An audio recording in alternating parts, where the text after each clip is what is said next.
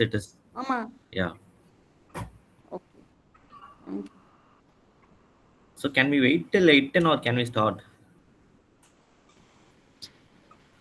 So among the committee people, everyone is here. Prasanna Shirol said he will be traveling and he won't be able to join. So we can start. Okay. Okay. Oh, Hello all. So Sorry, I think we should use both Kannada and English, like when the discussion starts. Ah, okay. Thanks for saying that, Swati. I was going to say the same thing. Okay. On on uh, uh, ಸ್ವಲ್ಪ after we discuss ಸ್ವಲ್ಪ ಸಂಕ್ಷಿಪ್ತವಾಗಿ we do in Kannada, no, Swati? That may be a good idea, right? so how we can proceed? Like or can someone else moderate? I'm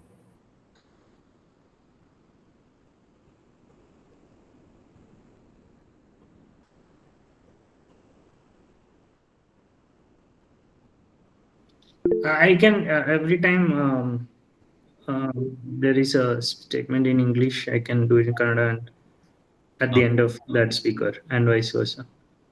Okay. Okay then. Okay, then can we can start, I think.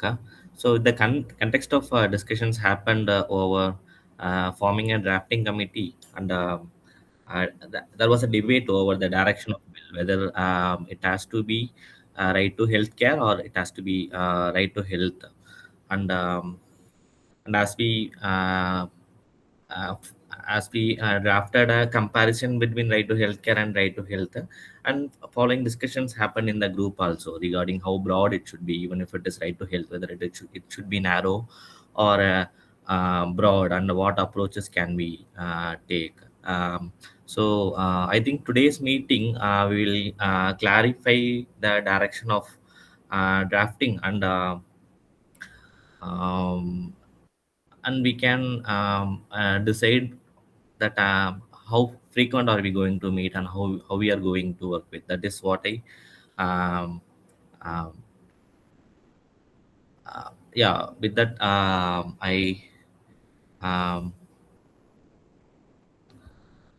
so can we Yeah, go? ಕಲೆ ಏನ್ ಹೇಳ್ತಿದ್ರೆ ಅಂದ್ರೆ ಈಗ ಆಗ್ಲೇ meeting state meeting ಅಲ್ಲಿ decide ಆಗ್ದಂಗೆ draft committee start ಆಯ್ತು. ಆ ಒಂದು ಒಂದು ಡಿಸ್ಕಷನ್ ಮೊದಲೇ ಇದ್ದಿದ್ದು, ಅದ್ ನಾನೇ ಇಟ್ಟಿದ್ದು ಅಕ್ಷಯ್. ಏನಂದ್ರೆ ಇಷ್ಟೇ, ರೈಟ್ ಟು ಹೆಲ್ತ್ ಅಂತ ನಾವು ಮಾಡ್ಬೇಕಾ, ರೈಟ್ ಟು ಹೆಲ್ತ್ ಕೇರ್ ಅಂತ ಮಾಡ್ಬೇಕಾ ಅನ್ನೋದು. ಅದರಲ್ಲೇನೆ ಒಂದು PDF ಸರ್ಕ್ಯುಲೇಟ್ ಆಗಿತ್ತು, ಏನ್ ಡಿಫ್ರೆನ್ಸ್ ಇರುತ್ತೆ ಅನ್ನೋದು. ಪ್ಲಸ್ ಸ್ವಲ್ಪ ಗ್ರೂಪ್ ಅಲ್ಲಿ ಡಿಸ್ಕಷನ್ ಆಯ್ತು. ಇನ್ ಜನರಲ್ ಅದನ್ನು ಡಿಸ್ಕಸ್ ಆಗ್ಬೇಕು ಇವತ್ತು.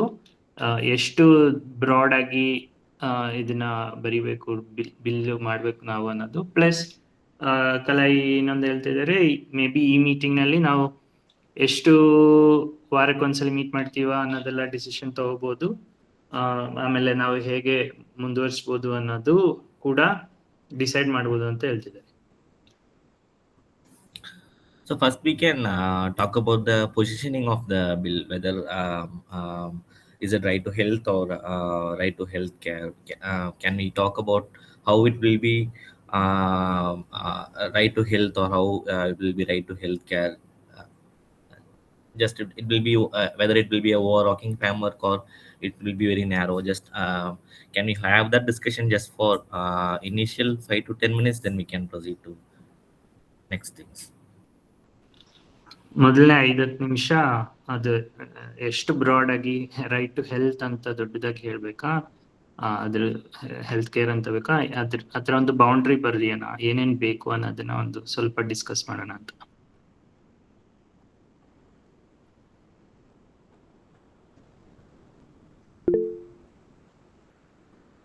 Yeah, Swati.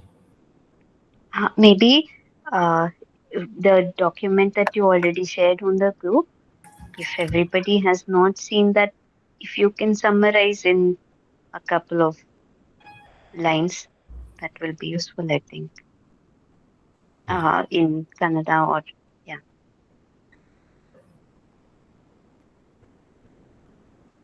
Because it was circulated in English, Akshay, maybe. ಹಾ, ಸೊ ಸ್ವಾತಿಯವರು ಹೇಳ್ತಿದ್ದಾರೆ ಆ ಡಾಕ್ಯುಮೆಂಟ್ ನ ಒಂದ್ ಸ್ವಲ್ಪ ಎಲ್ಲರೂ ನೋಡಿಲ್ಲ ಅಂದ್ರೆ ಒಂದ್ಸಲಿ ಹೇಳ್ಬಿಡ್ತೀರಿ ಇವಾಗ್ಲೇ ಅಂತ. ನಾನು ಹೇಳ್ತೀನಿ.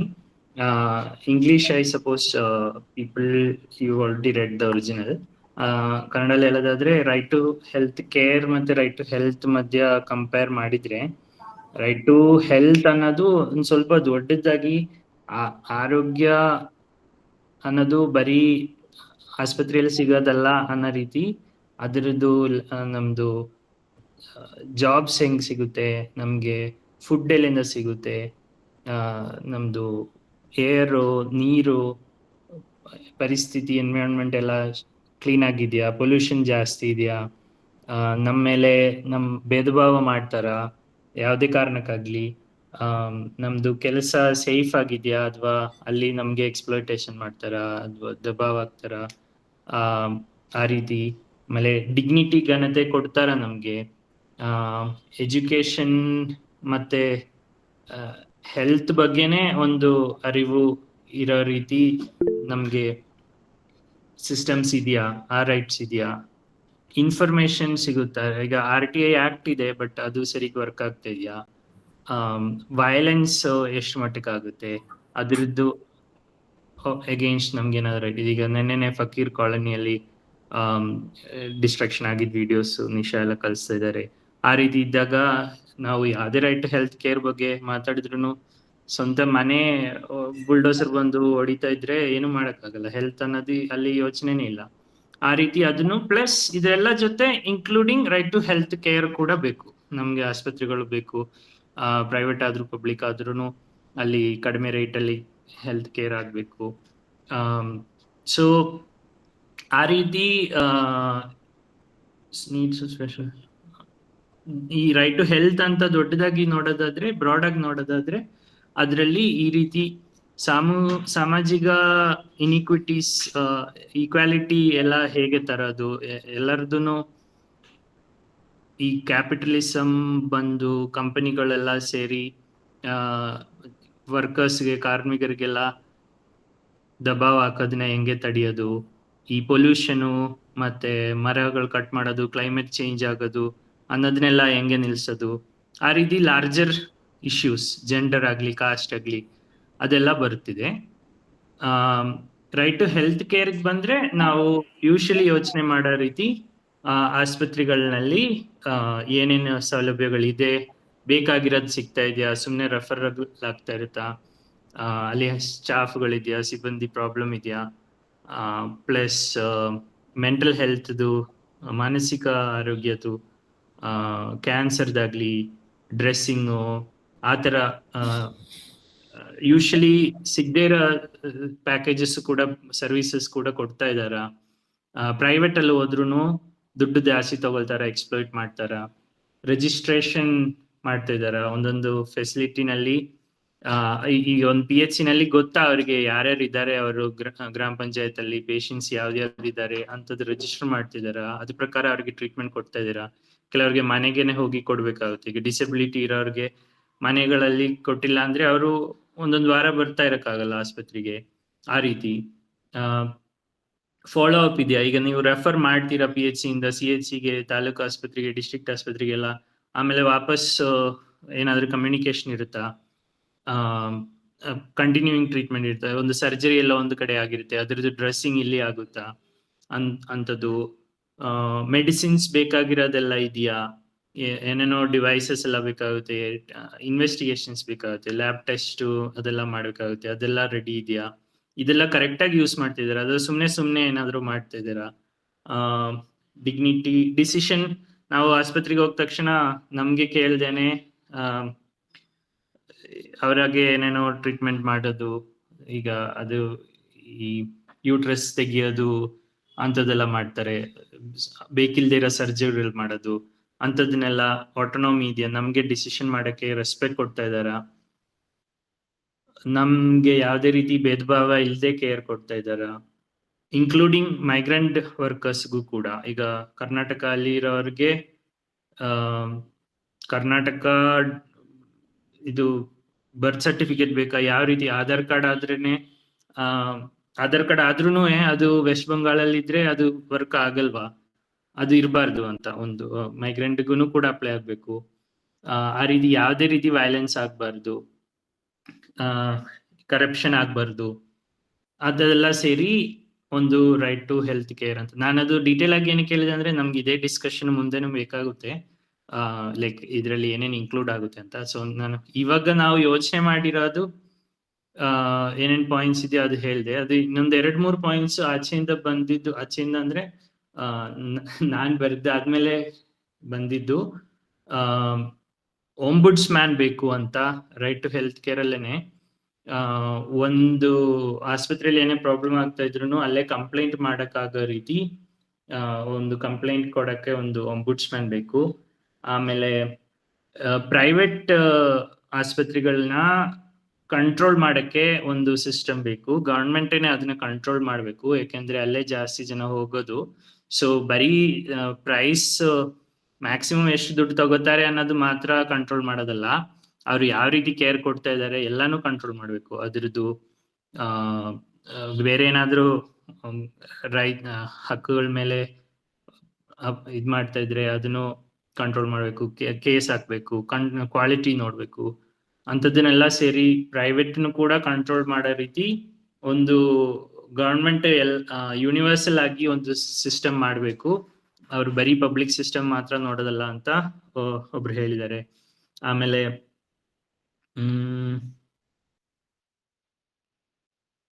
ಇಷ್ಟೊಂದು ಬಂದಿದೆ ಈ ಡಾಕ್ಯುಮೆಂಟ್ ಅಲ್ಲೇನು ಅಷ್ಟೇ ಹೇಳಿರೋದು.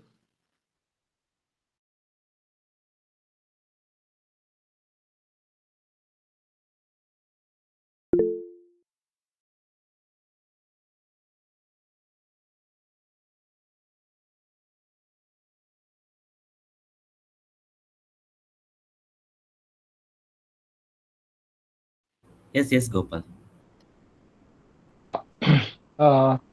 ಅಕ್ಷಯ್ ಅವರಿಗೆ ತುಂಬಾ ಧನ್ಯವಾದಗಳು.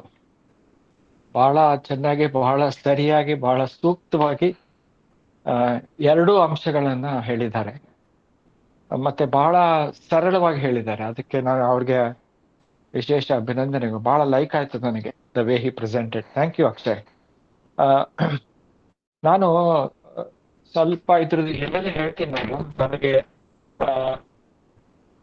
ಇದು ರಾಜಸ್ಥಾನದಲ್ಲಿ ಇದು ಆಕ್ಟ್ ಬಂದಿದ್ದು 2023ರಲ್ಲಿ, ಆದ್ರೆ ಅದರದ್ದು ಚರ್ಚೆ ಸ್ಟಾರ್ಟ್ ಆಗಿದ್ದು ಬಹುಶಃ 2017-18ರಲ್ಲೇ ಚರ್ಚೆ ಆಗಿತ್ತು. ಅದು ಚರ್ಚೆ ಆಗಿ ಮತ್ತೆ ಅಲ್ಲಿರುವಂತ ಅಧಿಕಾರಿಗಳು, ಅಲ್ಲಿ ಕೆಲವರಿಗೆಲ್ಲ ಪರಿಚಯದವರು ಇದ್ರು ನಮ್ಮ ಜನಸ್ವಾಸ್ಥ್ಯ ಅಭಿಯಾನದಲ್ಲಿ. ಸೊ ಅವರೆಲ್ಲ ಕೂಡ್ಕೊಂಡು ಇದನ್ನ ಮಾತುಕತೆ ಸ್ಟಾರ್ಟ್ ಮಾಡಿದ್ರು. ಫಸ್ಟ್ ಡ್ರಾಫ್ಟ್ ಏನಿದೆ ಅಲ್ಲ, ಅದು ಏನಿತ್ತಪ್ಪ ಅಂತ ಹೇಳಿದ್ರೆ ನೀವು ಹೇಳ್ದಂಗೆ ಓವರ್ ಆಲ್ ಎನ್ಕಂಪಾಸಿಂಗ್ ಎರಡು ಅಂಶಗಳನ್ನ ಒಳಗೊಂಡಂತ ಅದು ಒಂದು ಇತ್ತು. ಅದನ್ನ ಅವರು ಒಂದೇ ಮಾಡಿಬಿಟ್ಟು ಅದನ್ನ ಅವರು ಸಬ್ಮಿಟ್ ಮಾಡಿದ್ರು ಸರ್ಕಾರಕ್ಕೆ. ಆದ್ರೆ ಸರ್ಕಾರ ಅದನ್ನ ನೋಡ್ಬಿಟ್ಟು ಪೂರ್ತಿಯಾಗಿ ತಲೆ ಹಾಕ್ಬಿಡ್ತು. ಏನೈತಿ, ಇಲ್ಲ ಇದೆಲ್ಲ ಸಾಧ್ಯ ಇಲ್ಲ, ಇದು ನೀವು ಲಿಂಗ ಸೂಕ್ಷ್ಮತೆ, ಆಮೇಲೆ ಪರಿಸರ, ಆಮೇಲೆ ಆಹಾರ ಎಲ್ಲ ತರ್ತಾ ಇದ್ದೀರಾ, ಭೂಮಿ ಹಂಚಿಕೆ, ಜಾತಿ ಭೇದ, ಅಕ್ಷಯ್ ಹೇಳಿದಾರೆ ಅದೆಲ್ಲ ತರ್ತಾ ಇದ್ದೀರಾ. ಸೊ ಇವೆಲ್ಲಾನು ಹೆಲ್ತ್ ಡಿಪಾರ್ಟ್ಮೆಂಟ್ಗೆ ಆಗೋದಿಲ್ಲ ಅಂತ ಹೇಳಿ ಕೈ ಎತ್ಬಿಟ್ರು. ಆಮೇಲೆ ಮತ್ತೆ ಅವರು ಇನ್ನೊಂದು ಡ್ರಾಫ್ಟ್ ಮಾಡಿದ್ರು.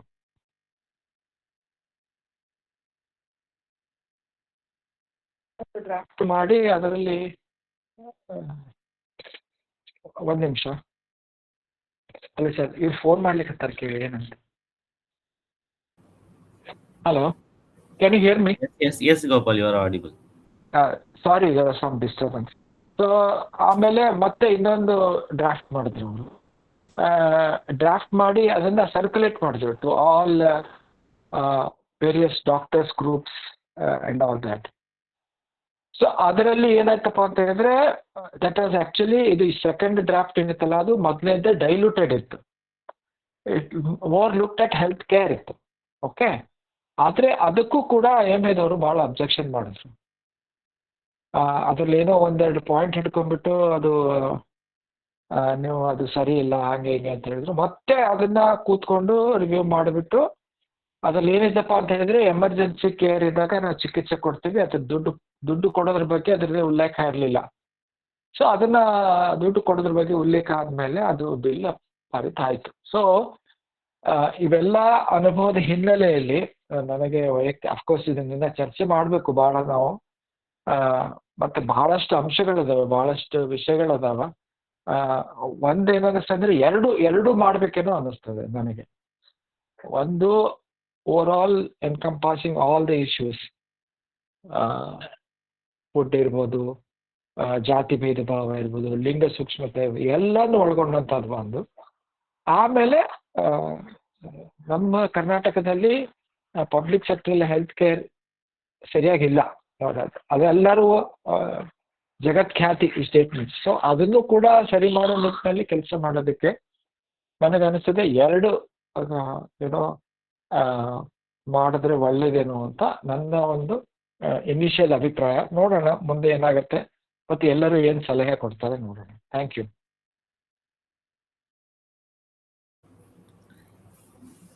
Thank you, Gopal sir. And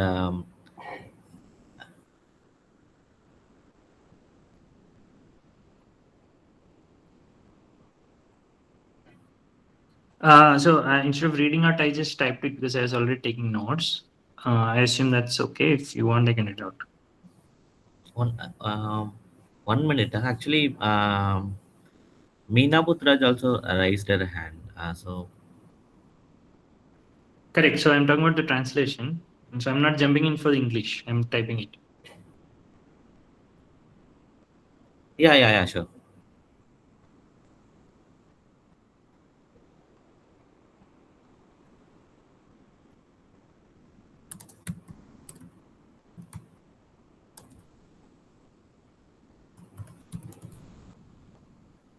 Meena, can you hear?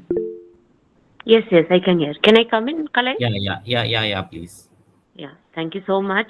So I would like to introduce myself. I am Meena Putraj. I work at the Institute of Public Health. I was part of the SARC WhatsApp group for a very long time, but I was not very active in that space. I also work in the areas of social justice, patient rights. My PhD was about patient rights in Karnataka. So currently also I work with solely Adivasi communities in Chamarajanagar, doing a participatory action research where we try to engage the communities in the health policy processes. So I requested Akshay, I learned that SARC is drafting this right to healthcare bill. So I thought to contribute in whatever small ways possible from my end.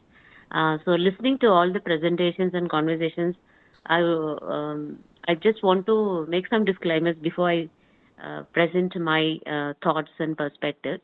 So I have not read any of the drafts that has been shared in the WhatsApp group or the meetings that were held previously.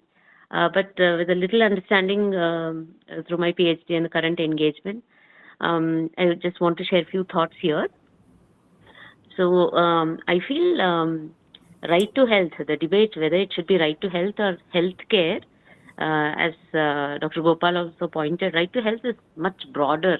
It doesn't give much focus or actionable points. Maybe it's not appealing enough for the government.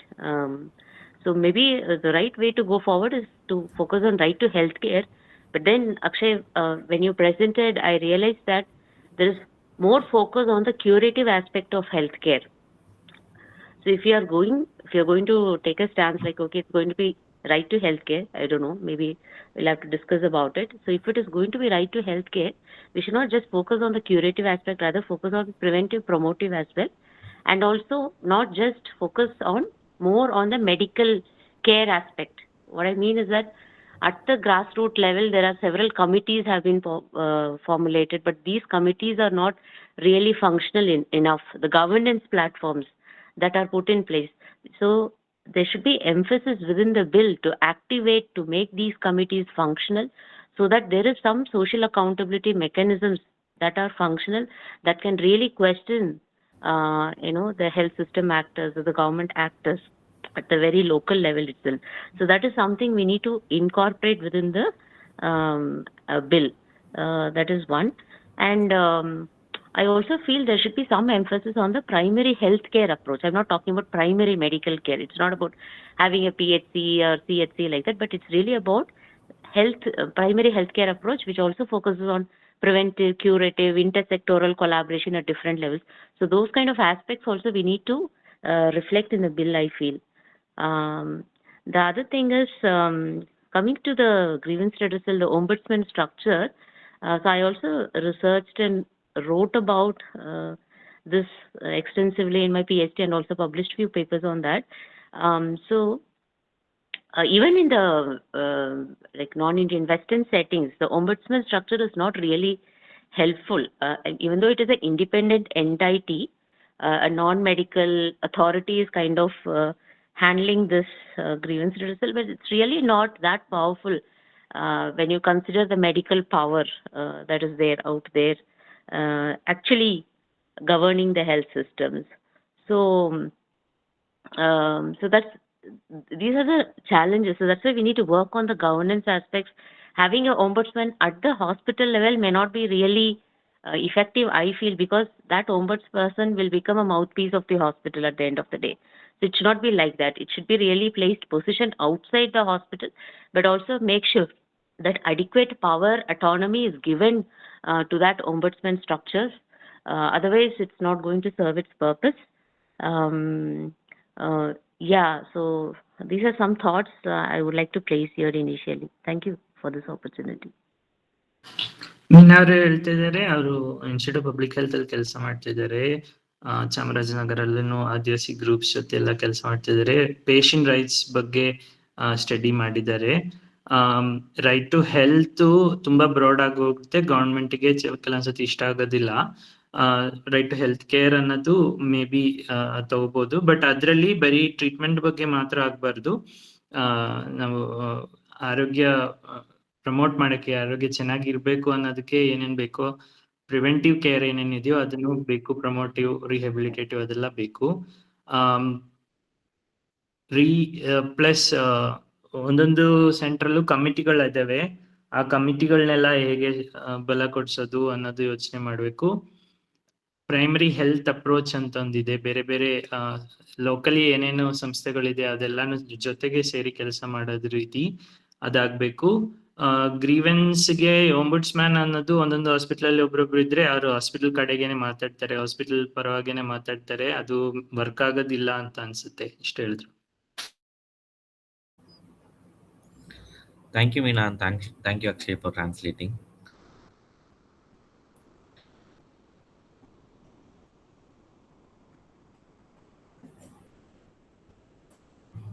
Any other yes please, Dash.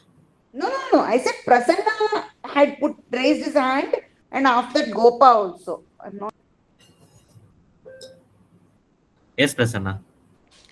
Yeah, no, I have spoken too much. ನಾನು ತುಂಬಾ ಮಾತಾಡಿದ್ದೀನಿ ರಾಜ್ಯ ಸಮಿತಿ meeting ಅಲ್ಲಿ.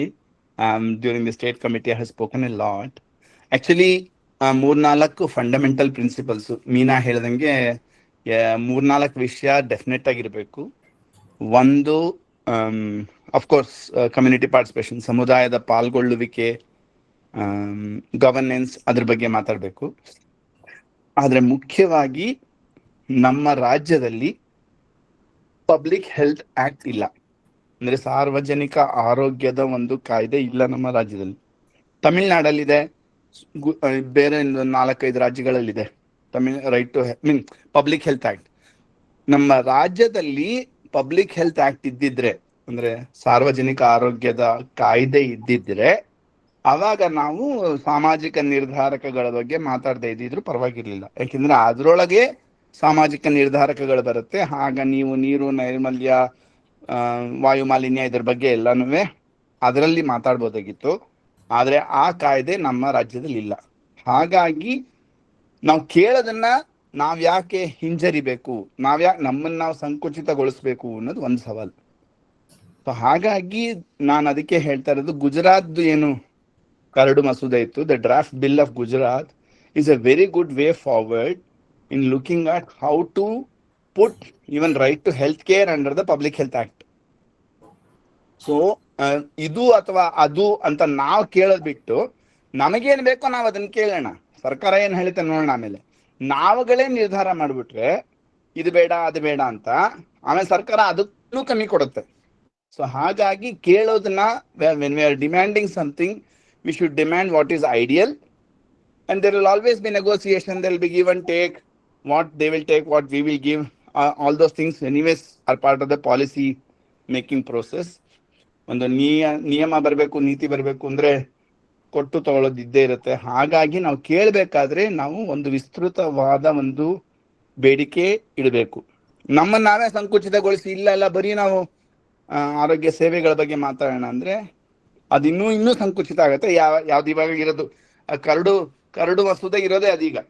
The draft bill is a very very narrow version of what is supposedly a right to health care bill, even right to health care bill. So ಇದಕ್ಕೆ ಚರ್ಚೆ ಸುಮಾರು ವರ್ಷಗಳಿಂದ ಆಗಿದೆ. ಆ ಪೇಪರ್ ಒಂದು ಸಿಗ್ಲಿಲ್ಲ ನನಗೆ. I could not get that paper in which Abhay Shukla and Claudio Shuftan had written about this dilemma and how to go about right to health and right to health care. So whenever I get it, I will share that paper. The rest I have put in. So ಇದು ಒಂದು ಮೂಲವಾದದ್ದು. ಏನು, ಸಾರ್ವಜನಿಕ ಆರೋಗ್ಯದ ಒಂದು ಕಾಯ್ದೆ ಬೇಕು, ಅದರ ಒಳಗಡೆ ಆರೋಗ್ಯ ಸೇವೆಗಳ ಹಕ್ಕು ಅದು ಬರ್ಬೋದು. ಇದು ಒಂದು. ಎರಡನೇ ವಿಷಯ, ಖಾಸಗಿ ಏನಿದೆ ಆ ಖಾಸಗಿಯ ನಿಯಂತ್ರಣ ಮಾಡದೇ ಇದ್ರೆ ಇದು ಯಾವುದು ಉಪಯೋಗಕ್ಕೆ ಬರೋದಿಲ್ಲ. ನೀವು ನಿಮ್ಮ ಆರೋಗ್ಯದ ಹಕ್ಕು ಇಟ್ಕೊಂಡಿರ್ಬೋದು, ಆದ್ರೆ ಖಾಸಗಿನ ಎಲ್ಲಿವರೆಗೂ ನಾವು ಒಳಗೊಳ್ಳೋದಿಲ್ಲ, ಎಲ್ಲಿವರೆಗೂ ಖಾಸಗಿನ ನಾವು ನಿಯಂತ್ರಣ ಮಾಡೋದಿಲ್ಲ, ಅಲ್ಲಿವರೆಗೂ ಹಕ್ಕು ಅನ್ನೋದು ಒಂದು ಮರೀಚಿಕೆ. You can not think of a right to health without regulating the private sector. ಅದಕ್ಕೆ ನಾನೊಂದು ಚಾಪ್ಟರ್ ಬರ್ದಿದ್ದನ್ನು ಶೇರ್ ಮಾಡಿದ್ದೆ, ಇದರಲ್ಲಿ ಡ್ರೈವಲ್ಲಿ ಇದೆ. ಸೊ ಅದರಲ್ಲಿ ಒಂದು ಮುಖ್ಯವಾದ ವಿಷಯ ಏನು ಅಂದ್ರೆ, ಒಂದು ಅಟಾನಮಸ್ ಏಜೆನ್ಸಿ, ಬರೀ ಒಂಬುಡ್ಸ್ ಪರ್ಸನ್ ಅಲ್ದೇನೆ ಮೀನಾ ಹೇಳ್ದಂಗೆ ಒಂದು ಅಟಾನಮಸ್ ರೆಗ್ಯುಲೇಟರಿ ಅಥಾರಿಟಿ ಇಲ್ಲದೆ ಇದ್ರೆ, ಅದು ಸೆಪರೇಟ್ ಆಗಿ ಕೆಲಸ ಮಾಡದೇ ಇದ್ರೆ, ಒಂದು ಸ್ವಾಯತ್ತ ಸಂಸ್ಥೆಯಾಗಿ ಖಾಸಗಿ ಕ್ಷೇತ್ರದ ನಿಯಂತ್ರಣ ಮಾಡೋದು ಬಹಳ ಮುಖ್ಯ, ಅದು ಇರಲೇಬೇಕು. ಸೊ ಹಾಗಾಗಿ 3 ವಿಷಯ. ಒಂದು, ಸಾರ್ವಜನಿಕ ಆರೋಗ್ಯ ಪಬ್ಲಿಕ್ ಹೆಲ್ತ್ ಆಕ್ಟ್ ಅದೊಂದು ಬೇಕು ಕಾಯ್ದೆ. ಎರಡನೇದು right to health care act ಅದರೊಳಗಿರಬೇಕು. ಮೂರನೇದು ಖಾಸಗಿ ಕ್ಷೇತ್ರದ ನಿಯಂತ್ರಣ ಆಗಬೇಕು. ಆ ಖಾಸಗಿ ಕ್ಷೇತ್ರದ ನಿಯಂತ್ರಣ ಹೇಗಾಗಬೇಕು ಅಂತಾನೆ ನಾನು ಆ ಚಾಪ್ಟರ್ ಬರ್ದಿದ್ದೀನಿ. ಅದರಲ್ಲಿ ಒಂದು ಮುಖ್ಯವಾದ ವಿಷಯ, ಸಾರ್ವತ್ರೀಕರಣ ಆಗೋದು ಬಹಳ ಮುಖ್ಯ, ಯೂನಿವರ್ಸಲ್. ಎಲ್ಲಿವರೆಗೂ ನಾವು ಖಾಸಗಿ ಸರ್ಕಾರಿ ಮಾಡ್ತಾ ಇರ್ತೀವಿ, ಅಲ್ಲಿವರೆಗೂ ಆರೋಗ್ಯದ ಹಕ್ಕು ಸಿಗೋದು ಸಾಧ್ಯ ಇಲ್ಲ. ಹಾಗಾಗಿ ಖಾಸಗಿನೂ ಒಳಗೊಂಡಂತೆ ಒಂದು ಸಾರ್ವತ್ರಿಕ ವ್ಯವಸ್ಥೆ ಬೇಕು. ಅದು ಬರೀ ಇನ್ಶೂರೆನ್ಸ್ ಮೂಲಕ ಅಲ್ಲ, ಈಗಿನ ಒಂದು ಸಂಕುಚಿತವಾದ ಒಂದು ಏನು ಅರ್ಥ ಇದೆ, ಅದು ಬರೀ ಇನ್ಶೂರೆನ್ಸ್ ಬಗ್ಗೆ ಅಲ್ಲ, ಆದ್ರೆ ಎಲ್ಲವನ್ನೂ ಒಳಗೊಂಡಂತ ಖಾಸಗಿನ ನಿಯಂತ್ರಣಗೊಳಿಸಿ ಅದನ್ನ ಒಂದು ಸಾರ್ವತ್ರಿಕ ಒಂದು ವ್ಯವಸ್ಥೆಯಲ್ಲಿ ತರುವಂತದ್ದಾಗಬೇಕು. 4ನೇದು ಕಮ್ಯುನಿಟಿ ಪಾರ್ಟಿಸಿಪೇಷನ್, ಸಮುದಾಯದ ಪಾಲ್ಗೊಳ್ಳುವಿಕೆ ಇರಬೇಕು. ಇಷ್ಟಿರಬೇಕು ಅಂತ ನಾನು ಹೇಳ್ತಾ ಇರೋದು.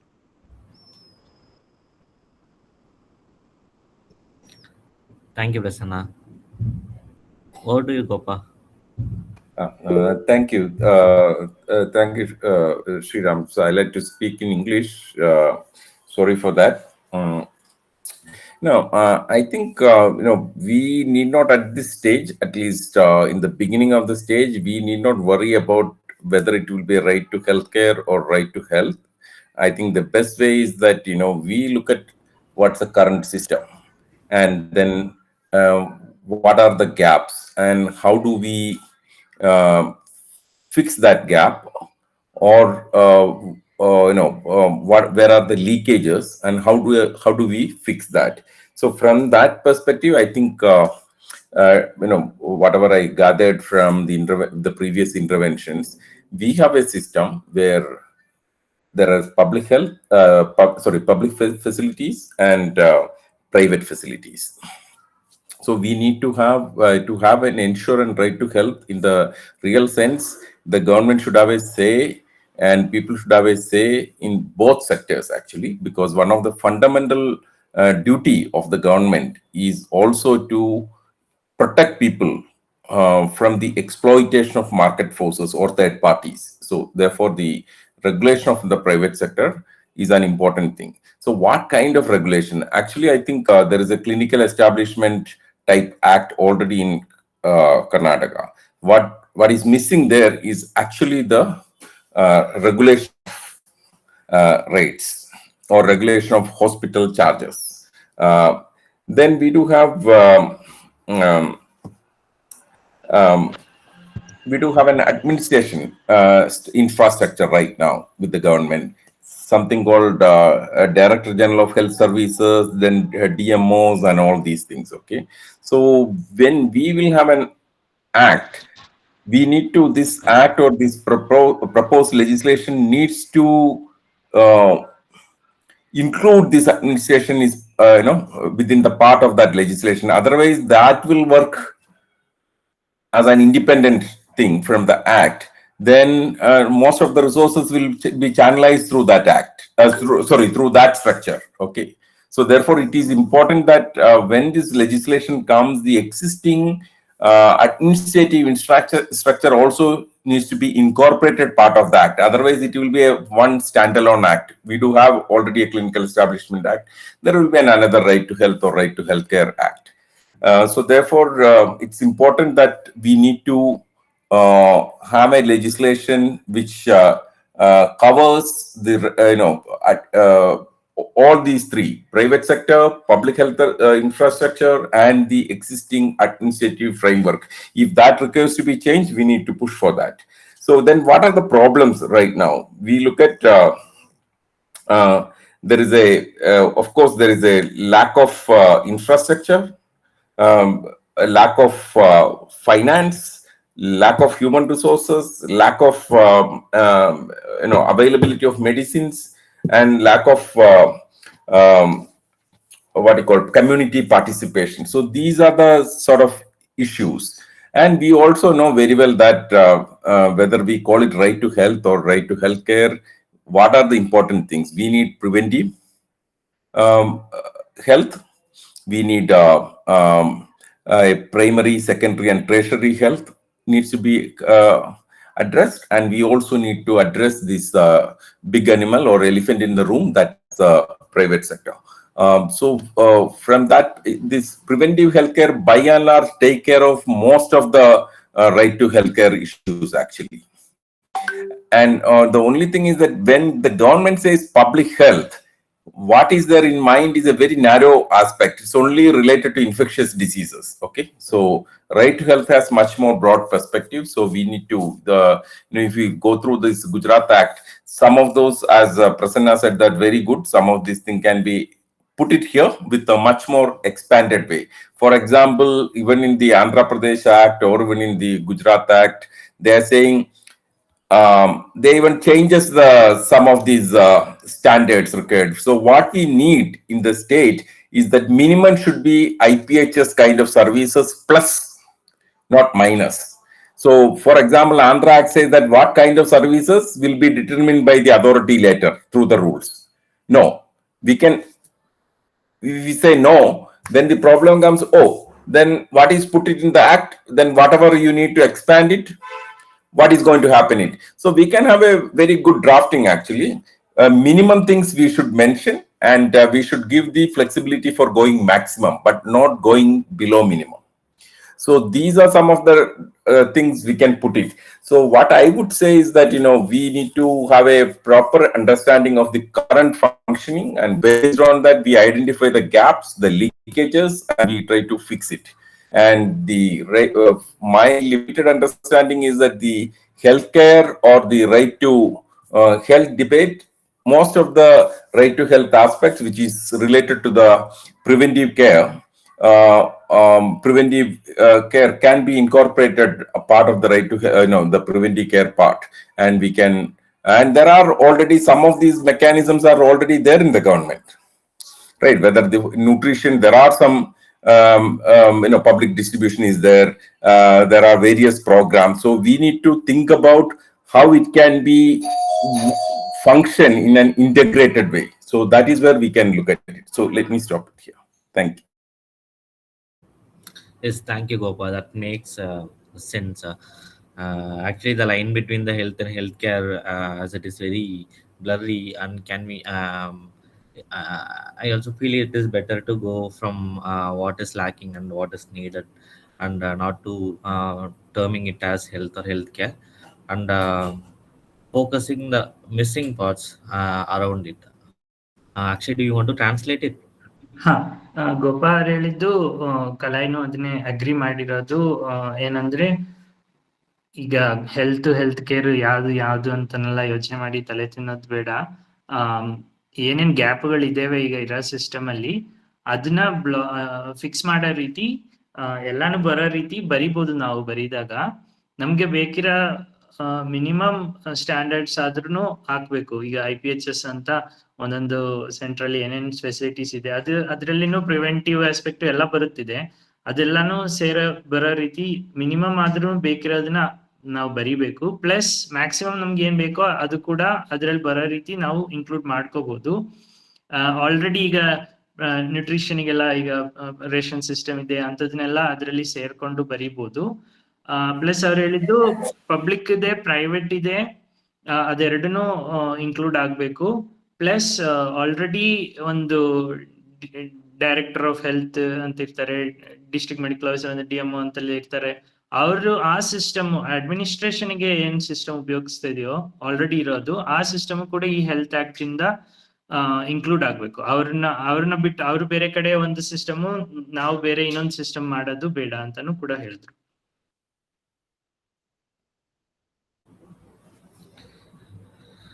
Thank you, Akshay. So, any other suggestions or comments? Yeah, yes, Meena. Yeah, so one other suggestion would be also to include how this health professional education should also be right-based, because that is the foundation, the idea of rights, dignity. It is not nicely covered, or it's not taught in the way it should be taught in the medical colleges, nursing colleges. So this bill is also an opportunity to introduce rights-based health professional education to all kind of healthcare professionals. That is something important. Otherwise, people don't understand what is the meaning of dignity, why we need rights. Yeah, that's a small suggestion. ಇನ್ನು ಹೇಳಿದ್ದು ಕಾಲೇಜಲ್ಲಿ ಡಾಕ್ಟರ್ಗಳಿಗೂ ನರ್ಸ್ಗಳಿಗೆಲ್ಲ ಹೇಳ್ಕೊಡೋದಾಗ್ಲೂ ಈ rights ಬಗ್ಗೆ, ಹಕ್ಕುಗಳ ಬಗ್ಗೆ ಹೇಳ್ಬೇಕು. ಅವ್ರಿಗೆ ಘನತೆ ಅಂತೆಲ್ಲ ಏನಂತ ಗೊತ್ತಿಲ್ಲದೆ ಇದ್ರೆ ಹೆಂಗೆ ಇದನ್ನೆಲ್ಲ ಆಗೋದು ಅಂತ. Just to add one more point, in health colleges, what is happening? It is taught from a legal perspective. Look, if you don't do this, you will end up here, you will end up there. Some complaints will be raised. So that kind of fear is kind of instilled. That should not be the way to think or learn about rights. So it can be taught in a very positive way. So in the foundational years of health professional education, these ideas can be nurtured within the budding professionals. ಈಗ ಹೇಳ್ಕೊಡ್ತಾ ಇರೋದು ಬರೀ ನಾವು ಹಿಂಗ್ ಮಾಡಿಲ್ಲ ಅಂದ್ರೆ ನಮ್ಮ ಮೇಲೆ ಕೇಸ್ ಬರುತ್ತೆ ಅನ್ನೋ ರೀತಿ ಒಂದು ಭಯ ಮಾತ್ರ ಉಳ್ಸೋ ರೀತಿ ಬಂದಿದೆ, ಹೇಳ್ಕೊಡ್ತಾ ಇದ್ದಾರೆ. ಬಟ್ ಆ ರೀತಿ ಅಲ್ಲ, ಅದು ಸರಿಗೆ ಹೇಳ್ಕೊಡ್ಬೇಕು. ಹಕ್ಕು ಅಂದ್ರೆ ಏನು, ಜನರ ಜೊತೆ ಹೆಂಗೆ ಕೆಲಸ ಮಾಡ್ಬೇಕು ಅನ್ನೋದು ಒಂದು ಸರಿಯಾದ ರೀತಿಯಲ್ಲಿ ಹೇಳ್ಕೊಡ್ಬೇಕು ಅಂತ. Akshay sir, C Madhav sir, ನಾನು ಮಾತಾಡ್ಬೋದಾ?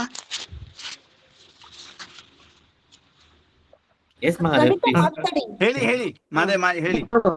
ಈಗ ದಯವಿಟ್ಟು ತಮ್ಮೆಲ್ಲರೂ ರಿಕ್ವೆಸ್ಟ್ ಮಾಡ್ತೀನಿ, ಬಟ್ ಇದು ನಾವು ಇಂಗ್ಲೆಂಡ್ ಅಲ್ಲಿ ಇದ್ದೀವಾ ಅಥವಾ ಭಾರತದಲ್ಲಿ ಇದ್ದೀವಾ ಅಥವಾ ಕರ್ನಾಟಕದಲ್ಲಿ ಇದ್ದೀವಾ ಅಂತ ನಮ್ಗೆ ಅರ್ಥ ಆಗ್ತಾ ಇಲ್ಲ.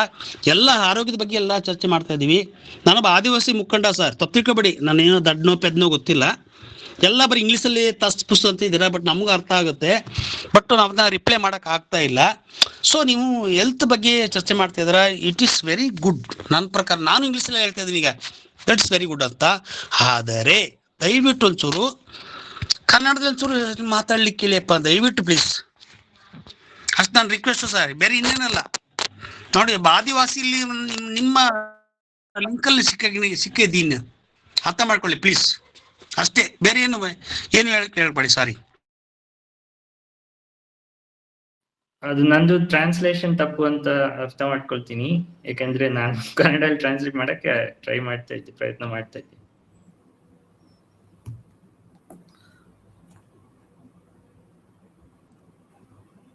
ಅದೇ ನಿಮ್ಮ ಕಳಕಳಿ ಸರಿ ಇದೆ, ಅದಕ್ಕೆ ಸಾಧ್ಯವಾದಷ್ಟು ಕನ್ನಡದಲ್ಲಿ ಮಾತಾಡ್ತಾ ಇದೀವಿ. ಅಕ್ಷಯ್ ಕೂಡ ಯಾರು ಕನ್ನಡ ಬರೋದಿಲ್ಲ ಅವ್ರದನ್ನೆಲ್ಲ ಕನ್ನಡಕ್ಕೆ ಅನುವಾದ ಮಾಡ್ತಾ ಇದ್ದಾರೆ.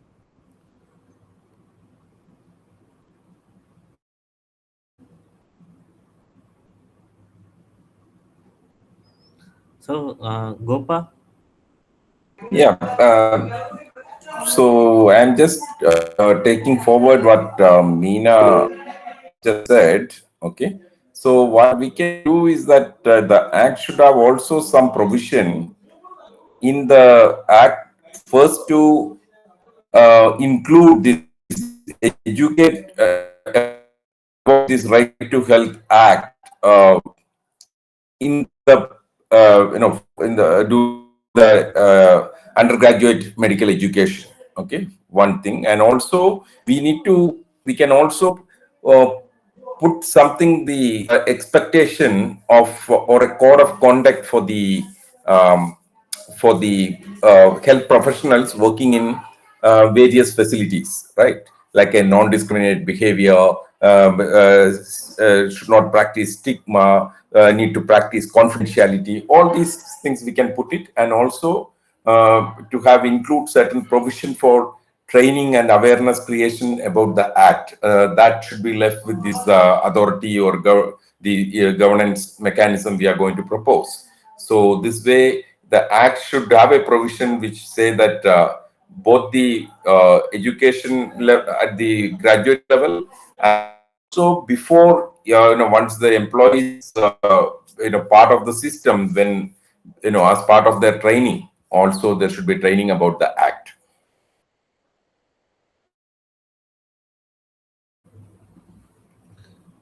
Yes, Gopa.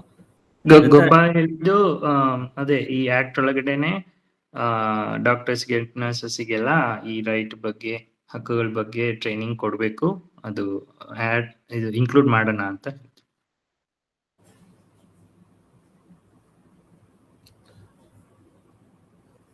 Hello, Tash. ನಾನು ಹೇಳ್ಬೋದಾ? Can I speak?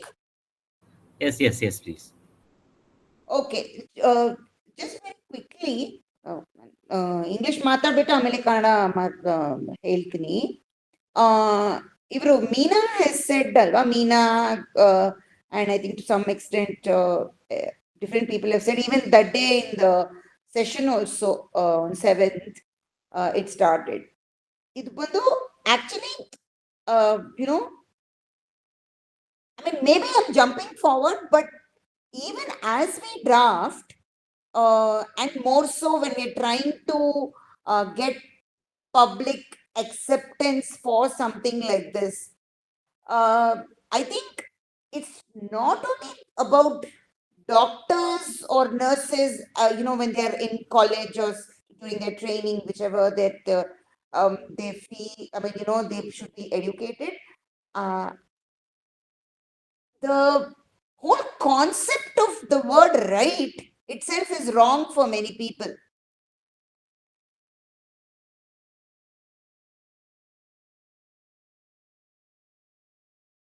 See it as if someone's denying them the whole, or trying to jump on their agency as professionals, so called, right?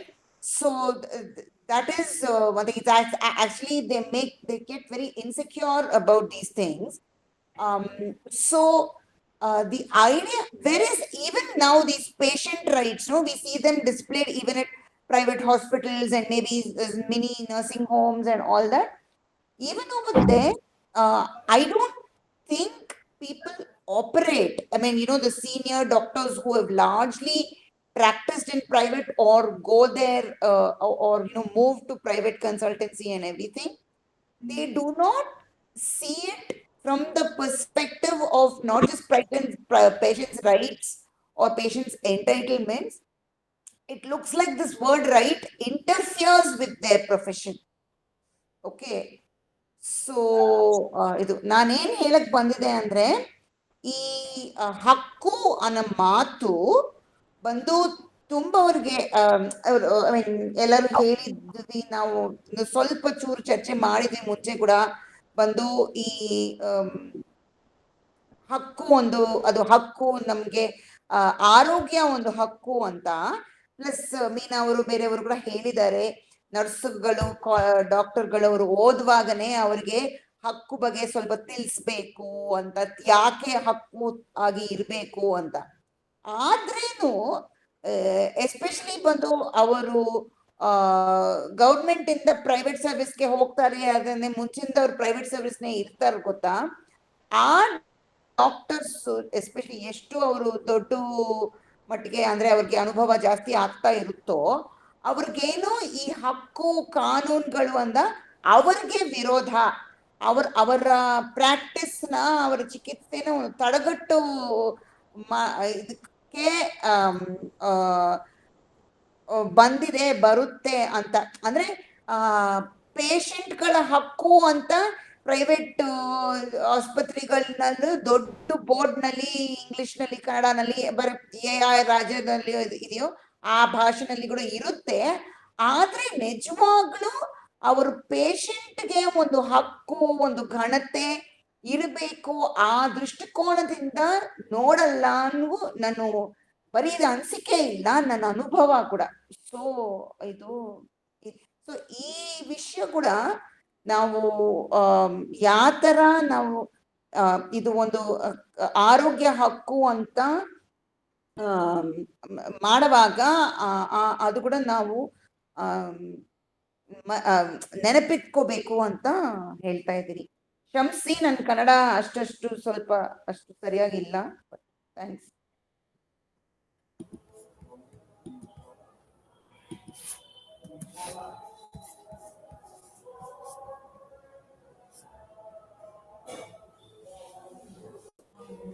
Kalai, Meena is raised.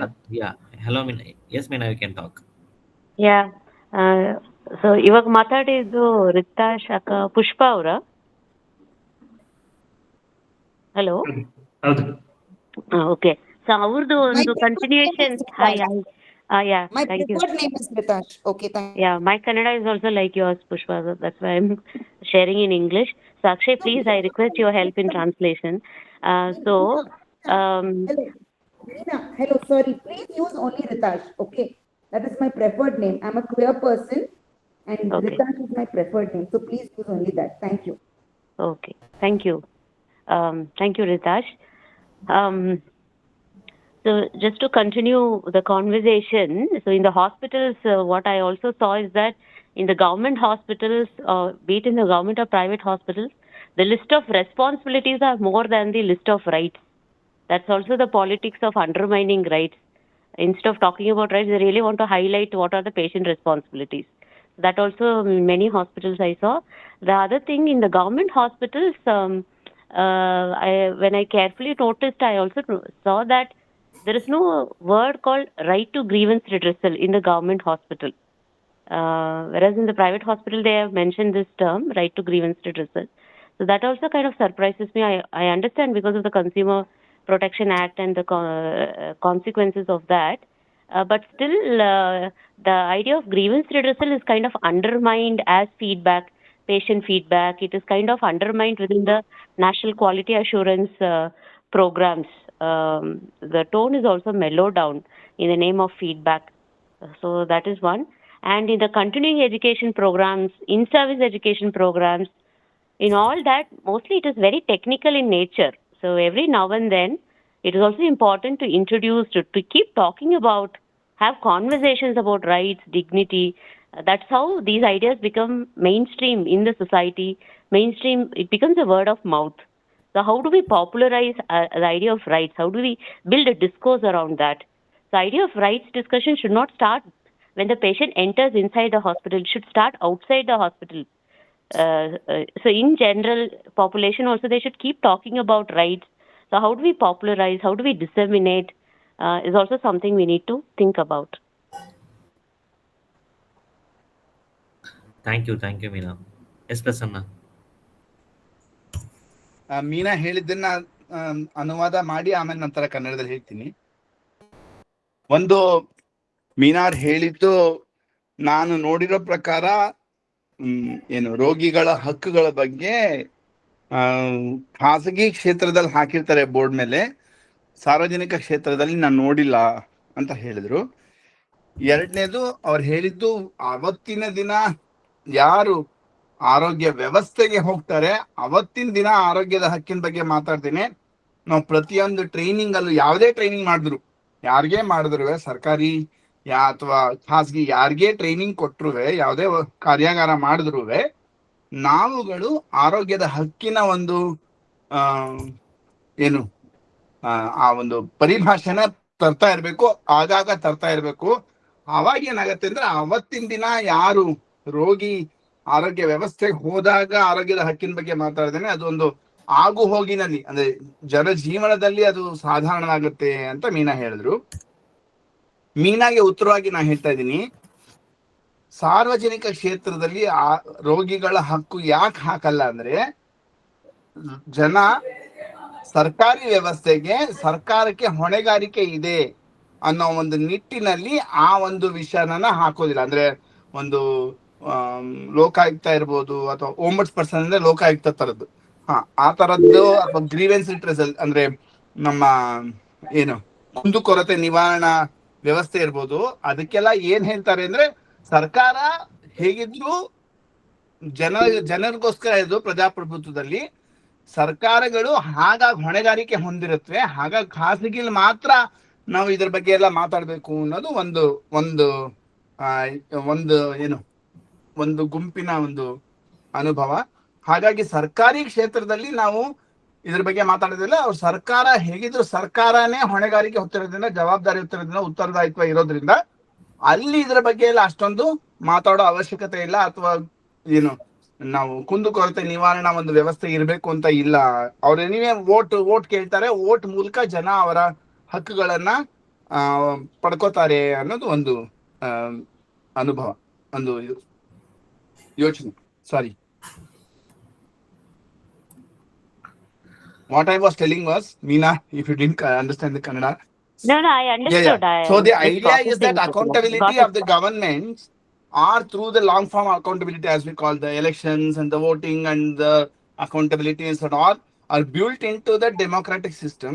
So the public system anyways automatically becomes the accountable system to people, and you don't need to have specific mechanisms for that. People can directly demand their rights through that is the idea. Sorry, yeah. That's why you don't find some of these grievance redress things and all in the, even for example, your accreditation systems and all, they don't look at these systems. Yeah, okay. That's what I wanted to clarify. Thank you, Basana. Yes, Akshay can talk. Yeah, I was thinking, I think there is broad consensus that we should just start with a broad sense of healthcare, which includes preventive, promotive, etc., such that it sounds a bit like it will cover some aspects at least from right to health also, and that the topic of discussion is actually covered. ನನ್ನ ಪ್ರಕಾರ ಮೊದಲು discuss ಮಾಡೋಣ ಅನ್ಕೊಂಡಿರೋದು cover ಆಗಿದೆ. Health care ಅನ್ನೋದು difference ಎಲ್ಲ ಮಾಡಕ್ ಹೋಗೋದು ಬೇಡ. ಈಗ ಇರೋ ಸಿಸ್ಟಮ್ನಲ್ಲಿ ಏನೇನು ಬದಲಾವಣೆ ಬರಬೇಕು ಅನ್ನೋದು ಮ್ಯಾಕ್ಸಿಮಮ್ ಕವರ್ ಆಗೋ ರೀತಿ ಒಂದು ಆ್ಯಕ್ಟ್ನಲ್ಲಿ ಬೇಗ ಬರೆದು ಕೊಡ್ಬೋದು ಅನ್ನೋದು ಅನಿಸ್ತಾ ಇದೆ.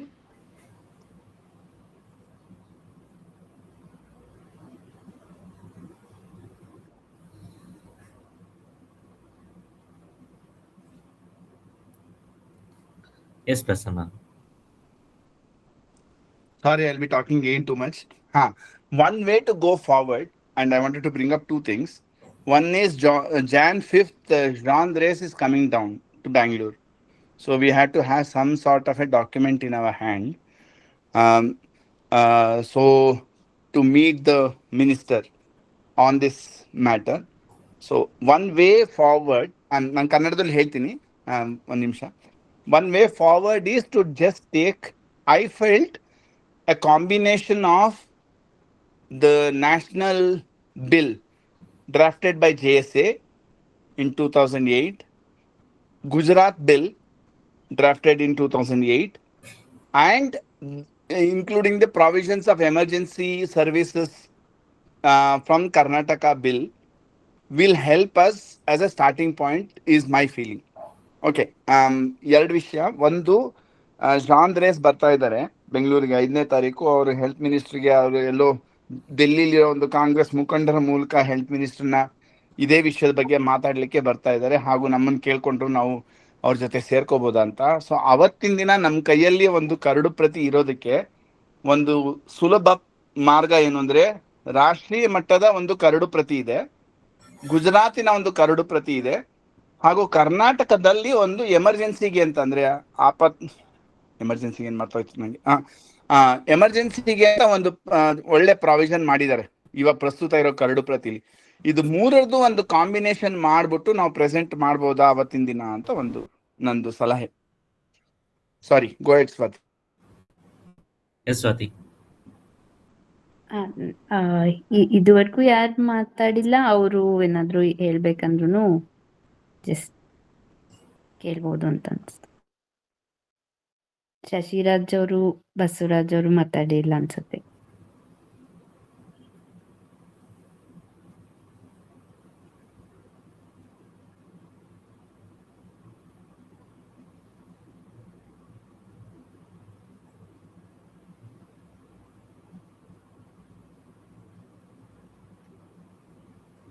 ಹಲೋ ಸರ್, ಕಳಿಸ್ತದನ ಸರ್?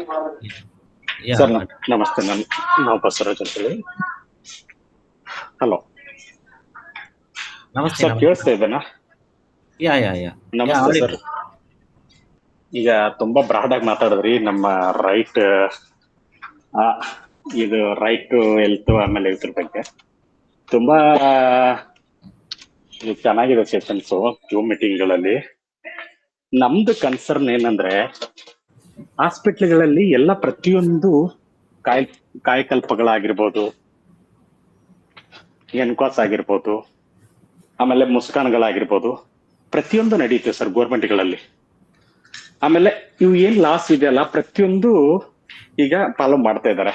ಆದ್ರೆ ಏನಾಗಿದೆ ಅಂದ್ರೆ, ಇತ್ತೀಚಿನ ದಿನಗಳಲ್ಲಿ ನಮ್ಮ ಸ್ಟಾಫ್ ಏನಿದೆಲ್ಲ 20 to 30% ಅಷ್ಟೇ ವರ್ಕ್ ಮಾಡ್ತಾ ಇರೋದು. ಆದ್ರೆ ಇದು ಏನು ಅವರಿಗೆ ಸಿಗಬೇಕಾಗಿದೆಲ್ಲ ರೋಗಿಗಳಿಗೆ, ಅದು ಸಿಗ್ತಾ ಇಲ್ಲ ಸರ್ ಕೇರ್ಗಳು. ಹಲೋ ಸರ್, ಕೇಳಿಸ್ತಾ ಇದ್ದಾನೆ?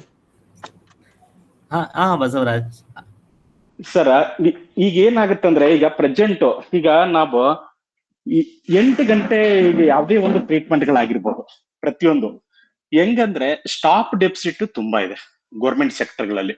ಅದು ಇದ್ರೆ ಆಲ್ಮೋಸ್ಟ್ ರೋಗಿಗಳಿಗೆ ಏನು ಪಡ್ಕೊಳ್ಬೇಕಿದೆಲ್ಲ ಅವ್ರದ್ದು ಹಕ್ಕುಗಳನ್ನ ಅದು ಪ್ರತಿಯೊಂದು ಸಿಗುತ್ತೆ ಸರ್. ಆದ್ರೆ ಅದ್ರ ಮೇಲೆ ಮೇನ್ ಕನ್ಸರ್ನ್ ಮಾಡ್ಬೇಕಾಗಿದೆ ಈ ಗೋರ್ಮೆಂಟ್ ಸೆಕ್ಟರ್ಗಳಲ್ಲಿ. ಹೆಂಗಂದ್ರೆ ಈಗ ಒಂದೊಂದು ಯಾವ ತರ ಇದೆ ಅಂದ್ರೆ, ಪ್ರೆಸೆಂಟ್ ಸಿಚುವೇಶನ್ಗಳು ಒಂದು 50-60 ಪೇಷಂಟ್ಗೆ ಒಬ್ಬೊಬ್ರು ಮಾಡೋ ಪರಿಸ್ಥಿತಿ ಬಂದಿದೆ ಹಾಸ್ಪಿಟಲ್ಗಳಲ್ಲಿ. ಅದನ್ನ ಮೇನ್ ಆಗಿ ಒತ್ತು ಕೊಡ್ಬೇಕು. ಆಮೇಲೆ NMC INC ಬಿಲ್ಗಳು ಏನಿದೆಯಲ್ಲ ಇವತ್ರದ್ದು, ಅವ್ರ ಪ್ರಕಾರ ICUಗಳಲ್ಲಿ 1:1 ರೇಷಿಯೋಗಳು ಮಾಡ್ಬೇಕು. ಆದ್ರೆ 1-2 ಅಷ್ಟೇ ಸ್ಟಾಫ್ಗಳು ಮಾಡ್ತಾ ಇರೋದು ಡ್ಯೂಟಿಗಳನ್ನ. ಔತರದಲ್ಲಿ ತುಂಬಾ ಇದು ಆಗ್ತಿದೆ. ಕೇರ್ಗಳಲ್ಲಿ ಕೊಡ್ತಾರೆ, ಪ್ರತಿಯೊಂದು ಟ್ರೀಟ್ಮೆಂಟ್ಗಳು ಕೊಡ್ತಾರೆ, ಆದ್ರೆ ಲೇಟ್ ಟ್ರೀಟ್ಮೆಂಟ್ಗಳು ಹೋಗುತ್ತೆ. ಆದ್ರೆ ರಿಕ್ರೂಟ್ಮೆಂಟ್ಗಳು ಆಗ್ತಾ ಇಲ್ಲ ಸರ್. ಎಲ್ಲೂ 10 ವರ್ಷದಿಂದ ಟೋಟಲ್ ನಮ್ದು 2017ರಲ್ಲಿ ರಿಕ್ರೂಟ್ಮೆಂಟ್, ಲಾಸ್ಟ್ ರಿಕ್ರೂಟ್ಮೆಂಟ್ಗಳು. ಆದ್ರೆ ಇಲ್ಲಿವರೆಗೂ ಯಾವ್ದು ರಿಕ್ರೂಟ್ಮೆಂಟ್ ಇಲ್ಲ. ಆಲ್ಮೋಸ್ಟ್ ಔಟ್ ಸೋರ್ಸ್ ಅಥವಾ ಕಾಂಟ್ರಾಕ್ಟ್ ಬೇಸಿಸ್ಗೆ ತಗೊಂಡು ಹೋಗ್ತಿದ್ದಾರೆ. 75-25% ಅಲ್ಲಿ ಇರ್ಬೇಕು. 75 ಪರ್ಮನೆಂಟ್ ಇರ್ಬೇಕು, 75 ಪರ್ಮನೆಂಟ್ ಇರ್ಬೇಕು, 25 ಕಾಂಟ್ರಾಕ್ಟ್ ಇರ್ಬೇಕು. ಆದ್ರೆ ಅದು ಆಗ್ತಾ ಇಲ್ಲ. ಅದನ್ನ ಇದು ಈ ಹಕ್ಕುಗಳ ಮೇಲೆ ರೈಟ್ ಟು ಹೆಲ್ತ್ ಏನಿದೆಲ್ಲ ಇದ್ರ ಮೇಲೆ ಇಂಪ್ಯಾಕ್ಟ್ ಆಗ್ತಿದೆ ಸರ್. ಹಲೋ ಸರ್, ಅದ ಮೇನ್ ನಮ್ಗೆ. ಆಮೇಲೆ ಪ್ರತಿಯೊಂದು ಯಾವ್ದೇ ಇರ್ಲಿ, ಆಮೇಲೆ ಪೇಷಂಟ್ಗಳು ಈಗ ಎಲ್ಲಂದ್ರೆ, ಈಗ ಬೆಂಗಳೂರು ವಾಣಿವಿಲಾಸ ಅನ್ಕೊಳ್ಳಿ, ಆಲ್ಮೋಸ್ಟ್ ವೇಟಿಂಗ್ ಜಾಸ್ತಿ ಇದೆ. ಈಗ ಒಂದು 12 ಬೆಡ್ಗಳು ಇದ್ರೆ ನಮ್ಮ ಹತ್ರ ಪೇಷಂಟ್ ಎಕ್ಸ್ಟ್ರಾ ಪೇಷಂಟ್ ಇರುತ್ತೆ. 20-25 ಪೇಷಂಟ್ಗಳು ವೇಟಿಂಗ್ ಅಲ್ಲೇ ಇರ್ತವೆ ಆಲ್ಮೋಸ್ಟ್ ಹೊರಗಡೆ. ಆದ್ರೆ ಇವೆಲ್ಲ ಎಕ್ಸ್ಟೆಂಡ್ ಆಗ್ಬೇಕು. ಆಮೇಲೆ ಪ್ರತಿಯೊಂದು ಜಿಲ್ಲೆಗಳಲ್ಲೇ ಅದನ್ನೇ ಮೆಟರ್ನಿಟಿ ಕೇರ್ಗಳನ್ನ ಇಂಪ್ರೂವ್ಮೆಂಟ್ ಮಾಡ್ಬೇಕು. ಈ ತರ ಆಲ್ಮೋಸ್ಟ್ ನಮ್ಮ ಹತ್ರ ಇದು ಆಗ್ತದೆ. ಆಮೇಲೆ ಮೇನ್ ನಮಗೆ ಇದು ಏನ್ ಹಕ್ಕು ಇದೆಯಲ್ಲ, ಪೇಷಂಟ್ ಗಳಿಗೆ ಹಕ್ಕು ಸಿಗಬೇಕಾದ್ರೆ ನಮ್ಗೆ ಸ್ಟಾಪ್ ಮೇನ್ ಡೆಫಿಸಿಟ್ ಇದೆ ಸರ್, ಅದೇ ಆಗ್ಬೇಕು ನಮ್ಗೆ. ಪ್ರತಿಯೊಂದು ಆಗುತ್ತೆ. ಈಗಿನ ಇದು ನೋಡ್ಬೇಕಾದ್ರೆ ನಮ್ಮ ಹತ್ರ 900 ಮೇಲೆ ಇರ್ಬೇಕು ಸ್ಟಾಫ್ಗಳು. ನಾವು ವರ್ಕ್ ಮಾಡ್ತಾ ಇರೋದೇ ಇಲ್ಲಿ ನಾವು 167 ಒಬ್ಬೊಬ್ಬ ರಜೆಗಳು ಹೋದ್ರೆ ತುಂಬಾ ಕಷ್ಟ ಇದೆ ಸರ್. 1-2 ವಾರ್ಡ್ಗಳನ್ನ ಮೇಂಟೈನ್ ಮಾಡ್ಬೇಕಾಗುತ್ತೆ ಸ್ಟಾಫ್ಗಳು. ಅಷ್ಟೊಂದು ಓವರ್ ಸ್ಟ್ರೆಸ್ ಇದೆ ಆಲ್ಮೋಸ್ಟ್ ಸ್ಟಾಫ್ಗಳ ಮೇಲೆ. ಅಷ್ಟು ಇದು ಎಷ್ಟು 10 ವರ್ಷದಿಂದ ಇವತ್ತು ರಿಕ್ರೂಟ್ಮೆಂಟ್ ಮಾಡ್ತಾರೆ, ನಾಳೆ ರಿಕ್ರೂಟ್ಮೆಂಟ್ ಮಾಡ್ತಾರೆ ನಾವ್ ಅನ್ಕೊಳ್ತಾ ಇದ್ದೇವೋ. ಆದ್ರೆ ಎಷ್ಟು ಸಾರಿ ಗಮನಕ್ಕೆ ತಂದ್ರು ಇದು 10 ವರ್ಷ ಆದ್ರೂ ಹೀಗೇ ನಡ್ಕೊಂಡು ಹೋಗ್ತಾ ಇದೆ. ಆದ್ರೆ ಇದನ್ನ ಕಣ್ ತರಿಸಿದೇವಾಗ ಸರ್ ನಾವು ಗೋರ್ಮೆಂಟ್ ಗಳಿಗೆ. ಆದ್ರೆ ಇಂಥವು ಏನಿದೆಯಲ್ಲ ಸಾಕು ಇವ್ರ ಬಗ್ಗೆ ಏನ್ ಧ್ವನಿ ಎತ್ತಾ ಇದ್ರಲ್ಲ, ಈ ತರ ಇದ್ರ ಮೇಲೇನು ಧ್ವನಿ ಎತ್ತಿ ಅನ್ನೋದು ನಮ್ದು ಇಷ್ಟು. ಆಮೇಲೆ ನಮ್ದೇನಿದೆಯಲ್ಲ ಸರ್, ಆಲ್ಮೋಸ್ಟ್ ಪೇಷಂಟ್ ವಾಣಿವಿಲಾಸಗಳಲ್ಲೇ 444 ನಮ್ದು ಮೆಟರ್ನಿಟಿ ಹಾಸ್ಪಿಟಲ್ ಅಲ್ಲಿ ಯೂತ್ರದಲ್ಲಿ ಬೇಬಿಗಳಾಗಿರ್ಬೋದು, ಪ್ಲಸ್ ನಮ್ದು ಪಿಡಿಯಾಟ್ರಿಕ್ ಆಗಿರ್ಬೋದು. ಟೋಟಲ್ ನಮ್ದು 711 ಬೆಡ್ಡೆಡ್. ಆದ್ರೆ ಗೋರ್ಮೆಂಟ್ ಆಲ್ರೆಡಿ ಸ್ಯಾಂಕ್ಷನ್ 536. ಆದ್ರೆ ಪ್ರತಿಯೊಂದು ಎಲೆಬ್ರೇಟ್ ಬಿಲ್ಡಿಂಗ್ ಗಳು ಎಲೆಬ್ರೇಟ್ ಆಗುತ್ತೆ ಹೊರತು ಸ್ಟಾಫ್ಗಳು ಯಾವತ್ತೂ ರಿಕ್ರೂಟ್ಮೆಂಟ್ ಗಳಾಗಲ್ಲ. ಅವಾಗ ಓವರ್ ಬರ್ಡನ್ ಆಗುತ್ತೆ.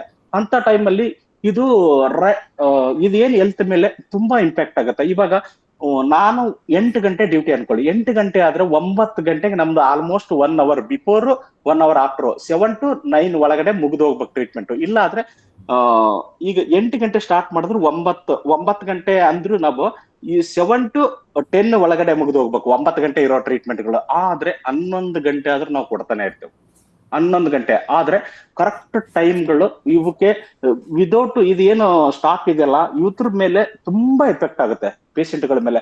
ಅವಾಗ ಕರೆಕ್ಟ್ ಆಗಿ ಇವ್ರದ್ದು ಇದು ಹೋಗ್ತಾ ಇಲ್ಲ ಸರ್. ಇವನ್ನ ಆಮೇಲೆ ವಾರ್ಡ್ಗಳಲ್ಲಿ 1:6 ರೇಷಿಯೋಗಳು ಇರ್ಬೇಕು, ಆದ್ರೆ 1:60 ರೇಷಿಯೋ ಇದೆ ಸರ್. 10 ಸ್ಟಾಫ್ ಗಳಿಗೆ ಒಬ್ಬೊಬ್ರೆ ಡ್ಯೂಟಿಗಳು ಮಾಡ್ತಾ ಇರೋದು, ಒಬ್ಬೊಬ್ರೆ. ಇವೆಲ್ಲ ಹೋದ್ರೆ ಒಂದೊಂದೊಂದೊಂದು ಬರ್ಡನ್ ತುಂಬಾ ಇದೆ, ಸ್ಟ್ರೆಸ್ಗಳು ಇವೆಲ್ಲ ಆಲ್ಮೋಸ್ಟ್ ಇವ್ರ ಮೇಲೆ ಹೆಲ್ತ್ ಮೇಲೆನು ಇಂಪ್ಯಾಕ್ಟ್ ಇದೆ. ಇವೆಲ್ಲ ಗೌರ್ಮೆಂಟ್ ಎಷ್ಟು ಸಾರಿ ನಾವು ರಿಕ್ವೆಸ್ಟ್ ಗಳು ಕೊಟ್ರು, ಎಷ್ಟು ಸಾರಿ ಗಮನಕ್ಕೆ ತಂದ್ರು ಇದು ಯಾವ್ದು ಕಣಕ್ ತೆರಿತಾ ಇಲ್ಲ. ಇದು ನಮ್ದು ರಿಕ್ವೆಸ್ಟ್ ಇವ್ರ ಮೇಲೆ. ಇದು ಆದ್ರೆ ಆಲ್ಮೋಸ್ಟ್ ಕ್ಲೀನಿಂಗ್ ಆಗ್ತಾ ಇರ್ತಾವೆ. ಯಾಕಂದ್ರೆ ಔಟ್ಸೋರ್ಸ್ ಕೊಡ್ತಾರೆ, ಅವ್ರು ಮಾಡ್ಲೇಬೇಕು. ಸೆಕ್ಯೂರಿಟೀಸ್ ಎಲ್ಲ ಔಟ್ಸೋರ್ಸ್ ಇದೆ, ಎಲ್ಲ ಆಲ್ಮೋಸ್ಟ್ ಔಟ್ಸೋರ್ಸ್ ಟೋಟಲ್. ಆದ್ರೆ ಗೌರ್ಮೆಂಟ್ ಅಲ್ಲಿ ಏನಿದೆಯಲ್ಲ ಇವ್ರದೆಲ್ಲ ಪ್ರತಿಯೊಂದು ಆಗ್ಬೇಕು. ಈ ತರದ ಮೇನು ಆಲ್ಮೋಸ್ಟ್ ಈಗ ಏನ್ ಮಾಡಿದ್ದಾರೆ, ಮೊನ್ನೆ ಬೀದರ್ ಅಲ್ಲಿ ಯಾವ್ದೋ ಒಂದು ಔಟ್ಸೋರ್ಸ್ ನ ಟೋಟಲ್ ಸ್ಟಾಪ್ ಮಾಡ್ಬಿಟ್ಟು ಗೌರ್ಮೆಂಟ್ ಇಂದನೇ ಕಾಂಟ್ರಾಕ್ಟ್ ಏನ್ ಬೇಸಿಕ್ ಇದೆಯಲ್ಲ ಅದನ್ನ ಮಾಡ್ಬೇಕಂತ ಹೇಳಿ ಮಾಡಿದ್ದಾರೆ. ಆದ್ರೆ ಥ್ರೂ ಔಟ್ ಸ್ಟೇಟ್ ಅಂತದೆಲ್ಲ ಇಂಪ್ಲಿಮೆಂಟ್ ಆಗ್ಬೇಕು. ಇಲ್ಲಾಂದ್ರೆ ಅವೆಲ್ಲ ಸ್ಟಾಪ್ ಮಾಡ್ಬಿಟ್ಟು ಏನ್ NMC ನಾರ್ಮ್ಸ್ ಇದೆಲ್ಲ ಅವ್ರ ಪ್ರಕಾರ ಹೆಲ್ತ್ ಮೇಲೆ ರಿಕ್ರೂಟ್ಮೆಂಟ್ ಗಳಾಗ್ಬೇಕು. ಹೆಲ್ತ್ ಮೇಲೆ ರಿಕ್ರೂಟ್ಮೆಂಟ್ ಆಗ್ತಾ ಇಲ್ಲ. ಈಗ 30-35 ಸಾವಿರ ವೇಕೆನ್ಸಿ ಇದ್ದಾಗ 351 800 ಚಿಲ್ಡ್ರೆ ಸರ್ ನಿನ್ನೆ ಇದು ಮಾಡಿದ್ದು. 800 ತಗೊಂಡ್ರೆ ಎಲ್ಲಿಂದ ಎಲ್ಲಿಗೆ ಬರುತ್ತೆ? ಇದು ಇದೆ ಸರ್ ನಮ್ದು ಮೇನು. ಈಗ ಪ್ರೆಸೆಂಟ್ ನಡೀತಾ ಇರೋದೇ ಇದೆ ಪರಿಸ್ಥಿತಿ. 12 ಲೇಬರ್ ವಾರ್ಡ್ಗಳಲ್ಲಿ ಒಂದು ಸ್ಟಾಫ್ ಹಾಕಿದ್ರೆ ಎಲ್ಲಿಂದ ಇದಾಗ್ಬೇಕು ಅವ್ರ ಮೇಲೆ ಕನ್ಸರ್ನ್ ಯಾವ ಪೇಷಂಟ್ ಅಂತ ನೋಡ್ತಾರೆ. ICUಗಳಲ್ಲಿ 1-2 ಸ್ಟಾಫ್. ಈಗ 10 ವೆಂಟಿಲೇಟರ್ ಇರುತ್ತೆ. 10 ವೆಂಟಿಲೇಟರ್ ಯಾವ್ದಾದ್ರು ಒಂದು ಅರೆಸ್ಟ್ ಆಯ್ತಂದ್ರೆ ನಾವು ಸ್ಟಾಫ್ಗಳು ಅಲ್ಲಿ ಇಲ್ಲಿ ಓಡಾಡ್ಕೊಂಡಿರ್ಬೇಕು. ಇವ್ರ ಮೇಲೆ ಇದು ಆಲ್ಮೋಸ್ಟ್ ಇಂಪ್ಯಾಕ್ಟ್ ಆಗುತ್ತೆ ಇದ್ರ ಮೇಲೆ. ಆಮೇಲೆ ಡಾಕ್ಟರ್ಸು ನಾವು ಪ್ರತಿಯೊಬ್ರು ಬರ್ಡನ್ ತಗೊಂಡೇ ಮಾಡ್ಬೇಕಾಗಿದೆ ಪರಿಸ್ಥಿತಿ. ಇಷ್ಟು ಸರ್ ನಮ್ದು ಹೆಲ್ತ್ ಕನ್ಸರ್ನ್. ಇದು ಈ ತರದೆಲ್ಲ ಇಂಪ್ರೂವ್ಮೆಂಟ್ ಆದಾಗ ಆಲ್ಮೋಸ್ಟ್ ನಮ್ಮ ಹೆಲ್ತ್ ಸಿಸ್ಟಮ್ ತುಂಬಾ ಚೆನ್ನಾಗಾಗುತ್ತೆ ನಮ್ಮ ಯೂತ್ರದಲ್ಲಿ. Okay sir, thank you sir ನಮ್ಗೆ ಸಮಯಾವಕಾಶ ಕೊಟ್ಟಿದ್ದಕ್ಕೆ. Thank you, Basavaraj. Actually, what Basavaraj was talking, actually it is a very important concern in the current situation, not only in Karnataka, everywhere. Increased contractual based employment. So when we are talking about right to health care, as such, how we are going to frame it within the current economic situation, and what part we are going to address in it. That also I feel it is a very important thing raised by Basavaraj. Yes, Swati. I think ನೀವು ಹೇಳಿದ್ correct ಇದೆ. So ಈ ಬಿಲ್ನಲ್ಲಿ ಏನ್ health ಕೇರ್ನಲ್ಲಿ ಕೆಲಸ ಮಾಡುವಂತ ಸಿಬ್ಬಂದಿಯವ್ರದ್ದು rights ಮತ್ತೆ working environment, working conditions, ಈ outsourcing ಬಗ್ಗೆ ಇದನ್ನು ಕೂಡ ಬಿಲ್ನಲ್ಲೇನೆ ಹಾಕಿದ್ರು ಬೆಟರ್ ಅನ್ಸುತ್ತೆ. ಈ ತರ ಕಾಂಟ್ರಾಕ್ಚುಯಲ್ ನೇಚರ್ ಇಂದ ಆಕ್ಚುಲಿ ಎಂಪ್ಲಾಯೀಸ್ಗೆ ಪ್ರಾಬ್ಲಮ್ ಅಷ್ಟೇ ಅಲ್ಲ, ಡೈರೆಕ್ಟ್ ಆಗಿ ಪೇಷಂಟ್ಗೂ ಅಫೆಕ್ಟ್ ಆಗ್ತಿದೆ ಬಸವರಾಜ್ ಅವ್ರು ಹೇಳ್ದಂಗೆ. ಸೊ ಹೌದು.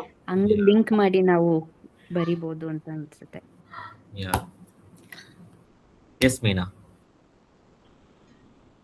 Yeah, thank you. Thank you, Akshay.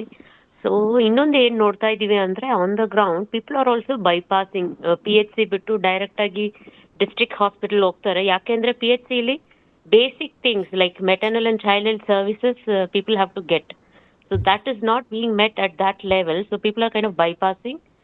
Without any option, they are directly going to the district hospital where they are supposed to provide all specialist care. Mostly all the resources are diverted towards maternal and child health. So strengthening the PHCs, CHCs, that will be very crucial. In Chamarajanagar alone, there are 6 PHCs. In that, one PHC is overburdened because all staff are available there. Other PHCs, there are no staff. So people are not utilizing those PHCs. So even for normal delivery, innovative ideas like, task shifting, nurse practitioners idea. So even the mid-level healthcare provider with proper training, with proper qualification, they will be able to handle simple ailments. Even nurse midwives, trained nurse midwives are there. So they can be, they can deliver, they can do the normal delivery. So at least some burden on the specialist hospital, tertiary care centers. That way it will be reduced. But the problem now is there is so much of medical lobbying against all these innovative models where care is so much doctor-centered. Doctor is the head of the healthcare team. So a lot of tasks can be actually decentralized, can be delegated to other kind of healthcare providers. So that way, that is a very efficient way of reducing the burden of the current health system, especially at the higher levels of care. But can we do something about it in the bill? I know it is quite ambitious, but I think since our ambition, we are also discussing that we should include what are all possible things. Maybe this is also something we need to incorporate within the bill. Yeah. ಮೀನಾ ಹೇಳಿದ್ದು ಎಲ್ಲರೂ PHC ಅಲ್ಲಿ basic ಕೇರೆ ಸಿಗೋದಿಲ್ಲ ಅಂತ direct district ಆಸ್ಪತ್ರೆಗೆಲ್ಲ ಹೋಗೋ ಪರಿಸ್ಥಿತಿ ಬಂದಿದೆ. ಅದು ಕರೆಕ್ಟ್ ಆಗಿ ಟ್ರೈನಿಂಗ್ ಎಲ್ಲ ಕೊಟ್ರೆ ಸುಮಾರು ಕೆಲಸಗಳೆಲ್ಲ PHC, CHC, ತಾಲೂಕು ಆಸ್ಪತ್ರೆಗಳಲ್ಲೇ ಆಗುತ್ತೆ. ಅದಕ್ಕೆ ಇನ್ನೊಂದು ಕಾರಣ ಅವ್ರು ಹೇಳ್ತಾ ಇರೋದು, ಡಾಕ್ಟ್ರೇ ಎಲ್ಲ ಮಾಡ್ಬೇಕು ಅಂತ ಲಾಬಿ ಮಾಡ್ತಿದ್ದಾರೆ, ಪ್ರೆಷರ್ ಕೊಡ್ತಾ ಇದ್ದಾರೆ. ಡಾಕ್ಟ್ರೇ ಮಾಡ್ಬೇಕಂತಿಲ್ಲ, ಸುಮಾರು ಕೆಲಸಗಳು ನರ್ಸಸ್ ಮಾಡ್ಬೋದು, ಬೇರೆ ಸ್ಟಾಫ್ ಬೇರೆ ತರ ಹೆಲ್ತ್ ಕೇರ್ ಪ್ರೊವೈಡರ್ಸು ಕೆಲಸಗಳು ಮಾಡ್ಬೋದು. ಅಂಥದನ್ನೆಲ್ಲ ಈ ಆಕ್ಟ್ ಅಲ್ಲಿ ತರ್ಬೋದು ಅಂತ ನೋಡ್ಬೋದು ಅಂತ.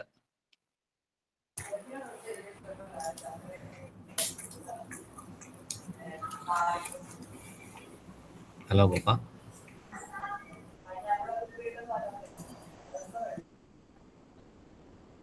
Yeah, so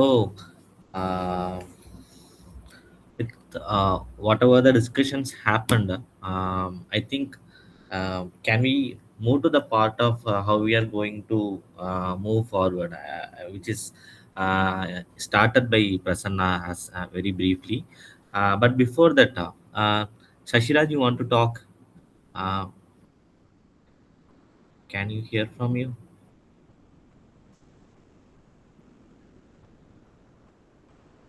Hello, Shashiraj. ನಮಸ್ಕಾರ. ನಮಸ್ಕಾರ. ಏನಿಲ್ಲ ಸರ್, ಕೇಳಿಸ್ಕೊತಾ ಇದ್ದೀನಿ ನಾನು. ಕಲ್ಚರಲ್ ಜಾಥಾ ಜೊತೆಗೆ ಇರ್ತೀವಿ. ನಾನು ಚಂದ್ರು ಅನ್ನೋದಕ್ಕೆ ನಾನು ಎಲ್ಲ ವಿಷಯನ ಕಂಟೆಂಟ್ ಅನ್ನ ಗ್ರಹಿಸ್ತಾ ಇದ್ದೀನಿ, ಏನು ಮಾತಾಡೋದಿಲ್ಲ. Thank you. Thank you, Shashiraj. So can we move to the next part? How we are going to take it forward?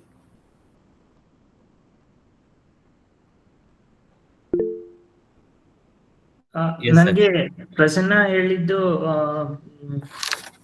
Acts correct ಇದೆ ಅನ್ಸ್ತು. ಗುಜರಾತ್ ಆಕ್ಟ್ನು ಮತ್ತೆ ನ್ಯಾಷನಲ್ ಬಿಲ್ನು, ಐ ಮೀನ್ 2 ಬಿಲ್ ಅನ್ಸುತ್ತೆ. ನಾವು ಹೇಳಿದ್ದು ಆಲ್ಮೋಸ್ಟ್ ಎಲ್ಲಾನು ಇನ್ಕ್ಲೂಡ್ ಆಗಿದೆ.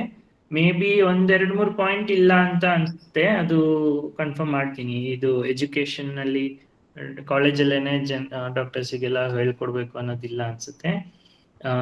ಪ್ಲಸ್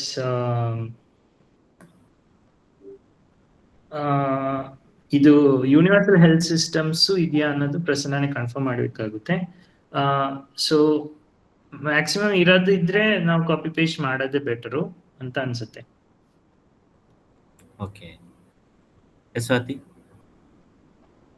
ಹಾ, ಅವತ್ತು ಸ್ಟೇಟ್ ಕಮಿಟಿ ಮೀಟಿಂಗ್ನಲ್ಲಿ ಒಂದು ಡಿಸ್ಕಷನ್ ಆಗಿದ್ದು ಸ್ಪೆಸಿಫಿಕ್ ಗ್ರೂಪ್ಸ್, ಎಸ್ಪೆಷಲಿ ಯಾರು ಜಾಸ್ತಿ ವಲ್ನರೇಬಲ್ ಮಾರ್ಜಿನಲೈಸ್ ಕಮ್ಯುನಿಟೀಸ್ ಇರ್ತಾರೆ, ಆ ಕಮ್ಯುನಿಟಿ ಸ್ಪೆಸಿಫಿಕ್ ನೀಡ್ಸ್ನು ಕೂಡ ನಾವು ಆ್ಯಕ್ಟ್ನಲ್ಲಿ ಹಾಕಬೇಕು ಅನ್ನೋದು ಒಂದು ಡಿಸ್ಕಷನ್ ಆಗಿತ್ತು. ಅದು ಕ್ವಿಯರ್ ಕಮ್ಯುನಿಟಿ ಆಗಿರಲಿ, ಸ್ಲಮ್ ಡ್ವೆಲ್ಲರ್ಸ್ ಆಗಿರಲಿ, ಇಲ್ಲ ಮೈಗ್ರೆಂಟ್ ವರ್ಕರ್ಸ್ ಆಗಿರಲಿ, ಈ ಥರ ಬೇರೆ ಬೇರೆ ಗ್ರೂಪ್ಸ್ ಯಾವುದನ್ನ ನಾವು ಇನ್ಕ್ಲೂಡ್ ಮಾಡಬೇಕು ಅನ್ನೋದು ಒಂದು ಹೋಗ್ತಾ ಮೇ ಬಿ ಅದು ಹಾಕಬೇಕಾಗುತ್ತೆ. ಅದರಲ್ಲಿ ಒಂದು ಒಳ್ಳೆ ಸಜೆಷನ್ ಹೇಳಿದ್ದು ರಾಜೇಶ್ ಅವರು ಅವತ್ತು ಮೀಟಿಂಗ್ನಲ್ಲಿ. ಈ ಥರ ನಾವು ಒಂದು ಡ್ರಾಫ್ಟ್ ಮಾಡಿದ್ಮೇಲೆ ನಾವು ಅದನ್ನ ಜನರ ಜೊತೆ ಚರ್ಚೆ ಮಾಡಿ, ಆ ಸ್ಪೆಸಿಫಿಕ್ ಕಮ್ಯುನಿಟೀಸ್ನಲ್ಲೂ ಚರ್ಚೆ ಮಾಡಿ, ಇದು ಅದಕ್ಕೆ ಅವರು ಫೇಸ್ ಮಾಡ್ತಿರೋಂಥ ಚಾಲೆಂಜಸ್ಸು ಇದು ಸೂಕ್ತ ಇದೆಯಾ, ಇನ್ನೇನು ಆ್ಯಡ್ ಮಾಡಬೇಕು ಅನ್ನೋದನ್ನೆಲ್ಲ ಮಾಡೋದನ್ನು ನಾವು ಈ ಫುಲ್ ಪ್ರೋಸೆಸ್ನಲ್ಲಿ ಇಟ್ಕೊಳ್ಬೇಕು ಅಂತ request. Thank you Swathi. Yes, over to you Prasanna. ನಾನು ಸ್ವಾತಿ ಹೇಳಿದ ಬಹಳ ಒಳ್ಳೆ ಪಾಯಿಂಟ್. ವಿಶೇಷ ಅವಶ್ಯಕತೆಗಳಿರುವ ವಿಶೇಷ ಗುಂಪುಗಳಿಗೆ ಅದಕ್ಕೆ ಆದಂತ ಒಂದು ವಿಶೇಷತೆಗಳಿರುತ್ತೆ, ಅದನ್ನೆಲ್ಲ ಒಳಗೂಡಿಸ್ಬೇಕು. ಉದಾಹರಣೆಗೆ ಮೈಗ್ರೆಂಟ್ ಇರ್ಬೋದು, ಆದಿವಾಸಿ ಇರ್ಬೋದು, ಎಲ್ಲಾ ಗುಂಪುಗಳನ್ನು, ಕ್ವಿಯರ್ ಇರ್ಬೋದು, ಎಲ್ಲಾ ಗುಂಪುಗಳನ್ನು ಸೇರಿಸ್ಕೊಂಡು ಅವರಿಗೆ ಅನುಕೂಲವಾಗಿ ಅವರುಗಳ ವಿಶೇಷತೆಯನ್ನು ಒಳಗೊಂಡು ಮಾಡಬೇಕು ಅನ್ನೋದು ಬಹಳ ಮುಖ್ಯ. We should also include the special specificities of specific communities. So that is definitely a very good point. We should bring that back. We should of course definitely have a statewide consultation. That is another one. Third thing is, yeah, the Gujarat and the national bills don't apply themselves is on the regulation of the private sector. So they are leaving it only to Clinical Establishment Act, which is not enough. And that is why I keep coming back to the 32 regulatory instruments that we need to have in place to regulate private sector, be it evidence-based medicine, standard treatment guidelines, accreditation, community participation, community governance. Lots of things are there to regulate private sector. I think we should put in a little bit more effort on that, going beyond Gujarat and the national bill. And of course, as I said, Karnataka really has put in that new thing of the Emergency Services Commissionerate. I think that's a good innovation.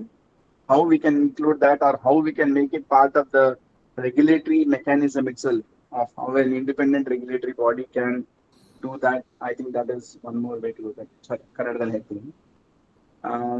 ಒಂದೆರಡು ವಿಷಯಗಳು ಗುಜರಾತ್ ಆಕ್ಟಲ್ಲಿ ಇಲ್ಲ, Gujarat curd ಪ್ರತಿಲಿಲ್ಲ, ರಾಷ್ಟ್ರೀಯ curd ಪ್ರತಿಲೂ ಇಲ್ಲ. ಅದೇನಂದ್ರೆ ಖಾಸಗಿ ಕ್ಷೇತ್ರದ ನಿಯಂತ್ರಣ. ಉದಾಹರಣೆಗೆ ಯಾವುದೇ ಕ್ಲಿನಿಕಲ್ ಎಸ್ಟಾಬ್ಲಿಷ್ಮೆಂಟ್ ಆಕ್ಟ್ ಪ್ರಸ್ತುತ ಎಲ್ಲೆಲ್ಲಿ ಬಂದಿದೆಯೋ ಅಲ್ಲೆಲ್ಲೂ ಸಹ ರೇಟಿನ ಒಂದು ಕಡಿವಾಣ ಇಲ್ಲ. ಅಂದ್ರೆ ಇಂತಿಷ್ಟೇ ರೇಟ್ಗೆ, ಇಂತಿಷ್ಟೇ ಹಣಕ್ಕೆ ನೀವು ಕೆಲವೊಂದು ಪ್ರೊಸೀಜರ್ಗಳು ಮಾಡಬೇಕು ಅಂತ ಅದಿಲ್ಲ. ಸೊ ಗೋಪಾಲ್ ಹೇಳಿದಾಗೆ ಅದು ಬರಬೇಕು. ಅದು ಬರಬೇಕು ಅಂದ್ರೆ ಸುಮಾರು ಕೆಲಸಗಳಾಗಬೇಕು. ಒಂದು 32 ನೀತಿಗಳು ಬರಬೇಕು ಖಾಸಗಿ ಕ್ಷೇತ್ರನ ನಿಯಂತ್ರಣ ಮಾಡ್ಬೇಕು ಅಂದ್ರೆ. ಅದು ರಾಷ್ಟ್ರೀಯ ಕರಡು ಪ್ರತಿಲೂ ಇಲ್ಲ, ಗುಜರಾತಿನ ಕರಡು ಪ್ರತಿಲೂ ಇಲ್ಲ. ಅದೆಲ್ಲ ನಾವು ಸೇರ್ಸ್ಬೇಕಾಗತ್ತೆ. ಕರ್ನಾಟಕದ ಕರಡು ಪ್ರತಿ ಒಂದು ವಿಶೇಷತೆ, ಯಾವುದೇ ಕರಡು ಪ್ರತಿ ಇಲ್ಲದೆ ಇರೋದು ಅದು ಎಮರ್ಜೆನ್ಸಿ ಬಗ್ಗೆ ತುಂಬಾ ಚೆನ್ನಾಗಿ ಬರೆದಿದೆ. ಅದನ್ನ ನಾವು ಅಳವಡಿಸ್ಕೋಬಹುದು. ಆ ಎಮರ್ಜೆನ್ಸಿನೂ ಸೇರ್ಸ್ಕೊಂಡು ಮಿಕ್ಕಿದ್ದನ್ನೆಲ್ಲ ಸೇರಿಸಿ ಪ್ಲಸ್ ನಿಯಂತ್ರಣ, ಖಾಸಗಿ ಕ್ಷೇತ್ರದ ನಿಯಂತ್ರಣದ ಬಗ್ಗೆ ಪ್ಲಸ್ ಸ್ವಾತಿ ಹೇಳಿದ ವಿಶೇಷತೆಗಳ ಬಗ್ಗೆ ಸೇರಿಸಿದ್ರೆ ನಮ್ ಬಿಲ್ ಫುಲ್ ರೆಡಿ ಆಗಿದೆ. ಮೀನಾ ಹೇಳಿದ ವಿಷಯ ಎಜುಕೇಶನ್ದು ಸುಂದರರಾಮನ್ ಬರೆದಿರೋ ಒಂದು ನೋಟ್ ಅಲ್ಲಿ ಇದೆ. ಯಾವ್ದು ತಮಿಳ್ನಾಡು ಒಂದು ಸಂದರ್ಭದಲ್ಲಿ ಅವರು ಬರೆದಿದ್ದಾರೆ, ಹೇಗೆ ಡಾಕ್ಟರ್ಗಳನ್ನ ಆರೋಗ್ಯದ ಹಕ್ಕಿನ ಬಗ್ಗೆ ಟ್ರೈನಿಂಗ್ ಕೊಡ್ಬೇಕು ಅಥವಾ ಎಜುಕೇಶನ್ ಒಳಗೆ ಹೇಗ್ ತರಬೇಕು ಅಂದ್ರೆ ಅವರ ಶಿಕ್ಷಣದಲ್ಲಿ ಹೇಗ್ ತರಬೇಕು ಅನ್ನೋದು ಸುಂದರರಾಮನ್ ಅವರು ಬರೆದಿದ್ದಾರೆ. Over.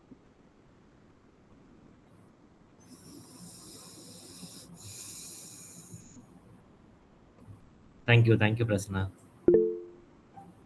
Yes, Gopa, please. Yeah, a note of caution. So, of course, we need to address issues. So, a few things, we can sort of put certain obligation on the state and then to later develop. The act should be, as much as it is, should be, the volume of the act should be minimal, right? It should not be very heavy. And also the comment, Basuraj was saying, there is already a very skewed human resources, right? If you add more and more responsibilities with them, then nothing may not work. So we also need to keep some of, while I'm just saying that no anybody has suggested here, but I'm just saying in future when we draft, so we also take into account, right? When we go to a government hospital, average time to get a medicine, the treatment in an OP, I think some studies shows that it takes at least 3 to 4 days. We need to reduce that kind of, the act should not create it, delay it further, right? Because of the formalities, etc. So I think we also need to ensure that to minimize that time also in a way. But at the same time, without enhancing the burden on the human resource staff. So IPHS standard, I think we need to look into it, that how much human resource are required to be in each kind of facilities. Okay, we can have a look at that. Yeah. Okay.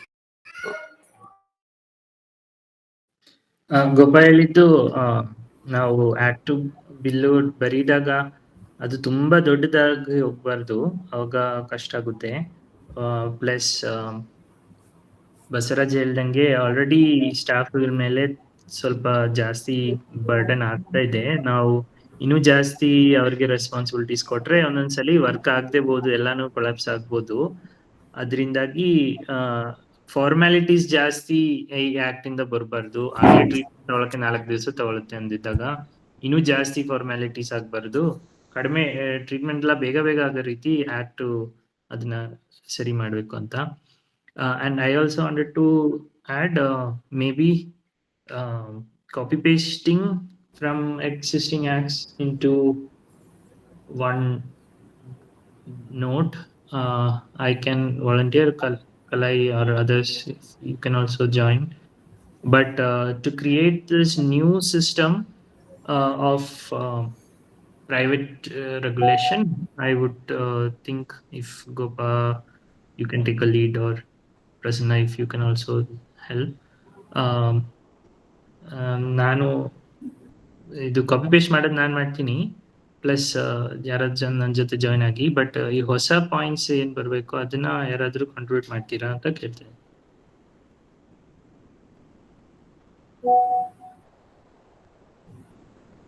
ನಾನು ಖಾಸಗಿ ಕ್ಷೇತ್ರದ ನಿಯಂತ್ರಣದ ಬಗ್ಗೆ ಬರೋದಕ್ಕೆ ನಾನು ಸಹಾಯ ಮಾಡ್ತೀನಿ. ಆಮೇಲೆ ಗೋಪಾ ಓವರ್ ಆಲ್ ಲೀಗಲ್ದು ನೋಡೋದಕ್ಕೆ ಗೋಪಾ ಸಹಾಯ ಡೆಫಿನೆಟ್ ಆಗಿ ಬೇಕಾಗುತ್ತೆ. So Gopa, I hope you can contribute time to this. Because you are the only legal person here. So. No, I'll get some more brilliant people. Okay, very good. We can get, and we can sort of once we have something, we can give some of these people to go through it and comment on it. Okay, from a legal perspective. Very good.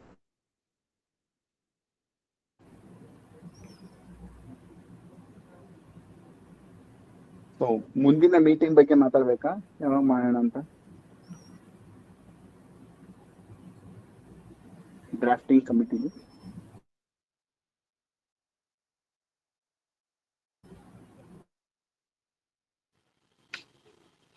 ಈಗ 5th ಒಳಗಡೆ ಇನ್ನೊಂದು meeting ಮಾಡಿದ್ರೆ at least ನಾವು ಆವಾಗ ಏನ್ progress ಇದೆಯೋ ಅದನ್ನ meeting use ಮಾಡ್ಬೋದು ಅನ್ಸುತ್ತೆ. ಓಕೆ, ನ್ಯೂ ಇಯರ್ ಬರ್ಗೂ ಯಾರು ಫ್ರೀ ಇರ್ತಾರ?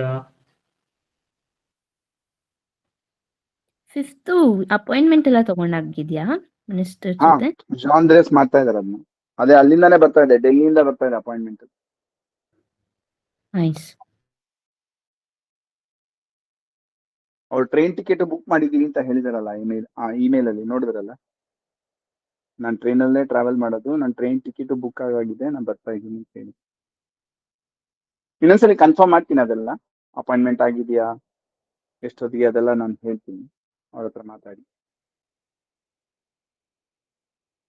ಅದ್ರ ಅಷ್ಟರೊಳಗೆ ಒಂದು ಬ್ರಾಡ್ ಡ್ರಾಫ್ಟ್ ಇದ್ರೆ ಆಮೇಲೆ ಇದರ ನಂತರ ನಾವು ಸಮುದಾಯಗಳಿಗೆ ಹೋಗಿ ಅದನ್ನ ಪ್ರಸ್ತುತಿ ಮಾಡೋದು ಬಹಳ ಮುಖ್ಯ ಆಗುತ್ತೆ. ಅದನ್ನ ನಂತರ ಮಾಡ್ಬೋದು.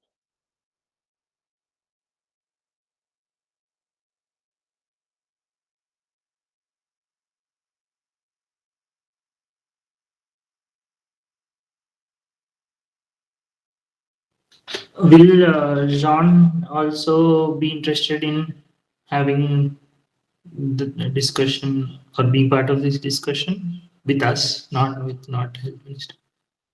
Yeah, we can ask.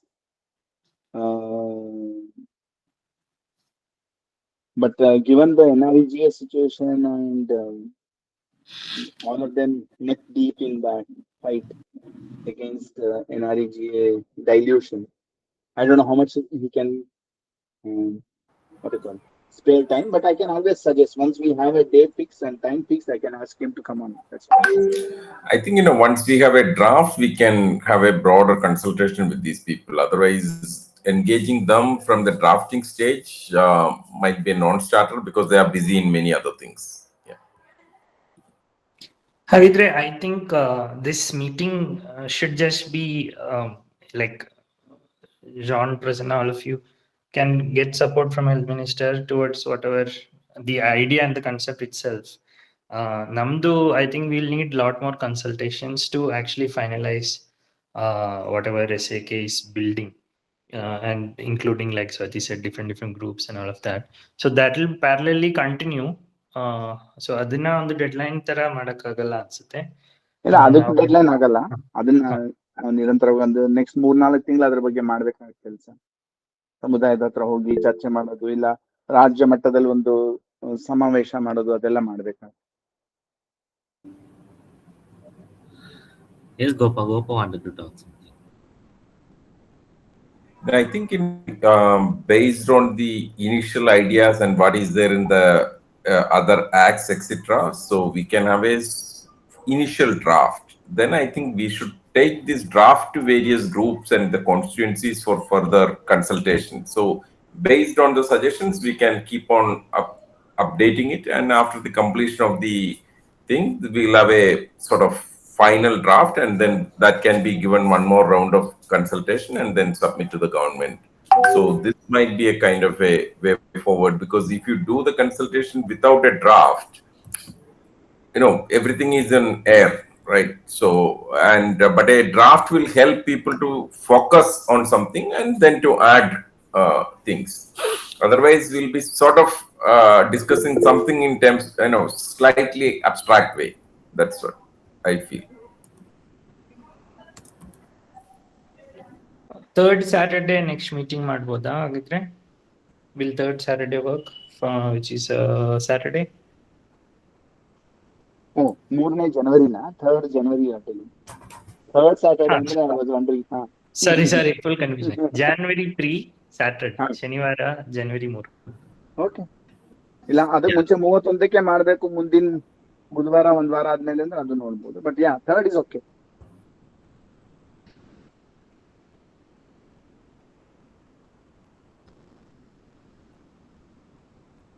Okay, ಇದೇ ಟೈಮ್ ಮಾಡ್ಬೋದು ಅನ್ಸುತ್ತೆ ಅಲ್ಲ? ಹೌದು. ಯಾ okay. Kalai, okay, now can you Yeah, pick yeah, I up can. Yeah, calendar? Yeah. It is nice to have 2-hour meeting working actually.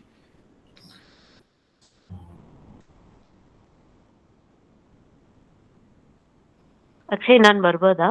I just want to share something. Yeah, I think so. Yes. Yeah. Akshay, I can help with the social accountability mechanisms part in the bill.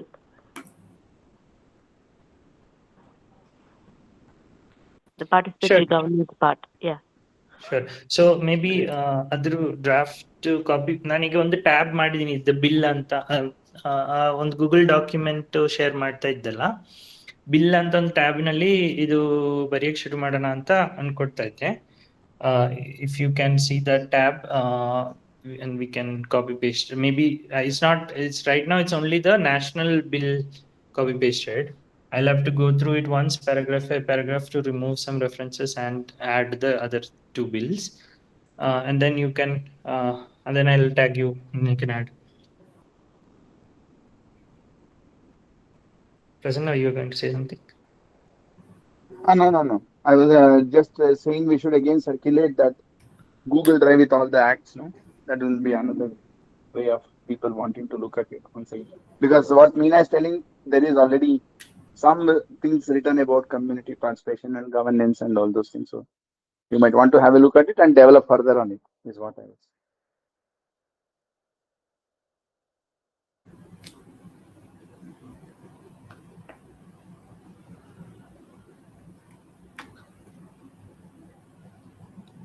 Okay. So can we wrap up? Very good meeting.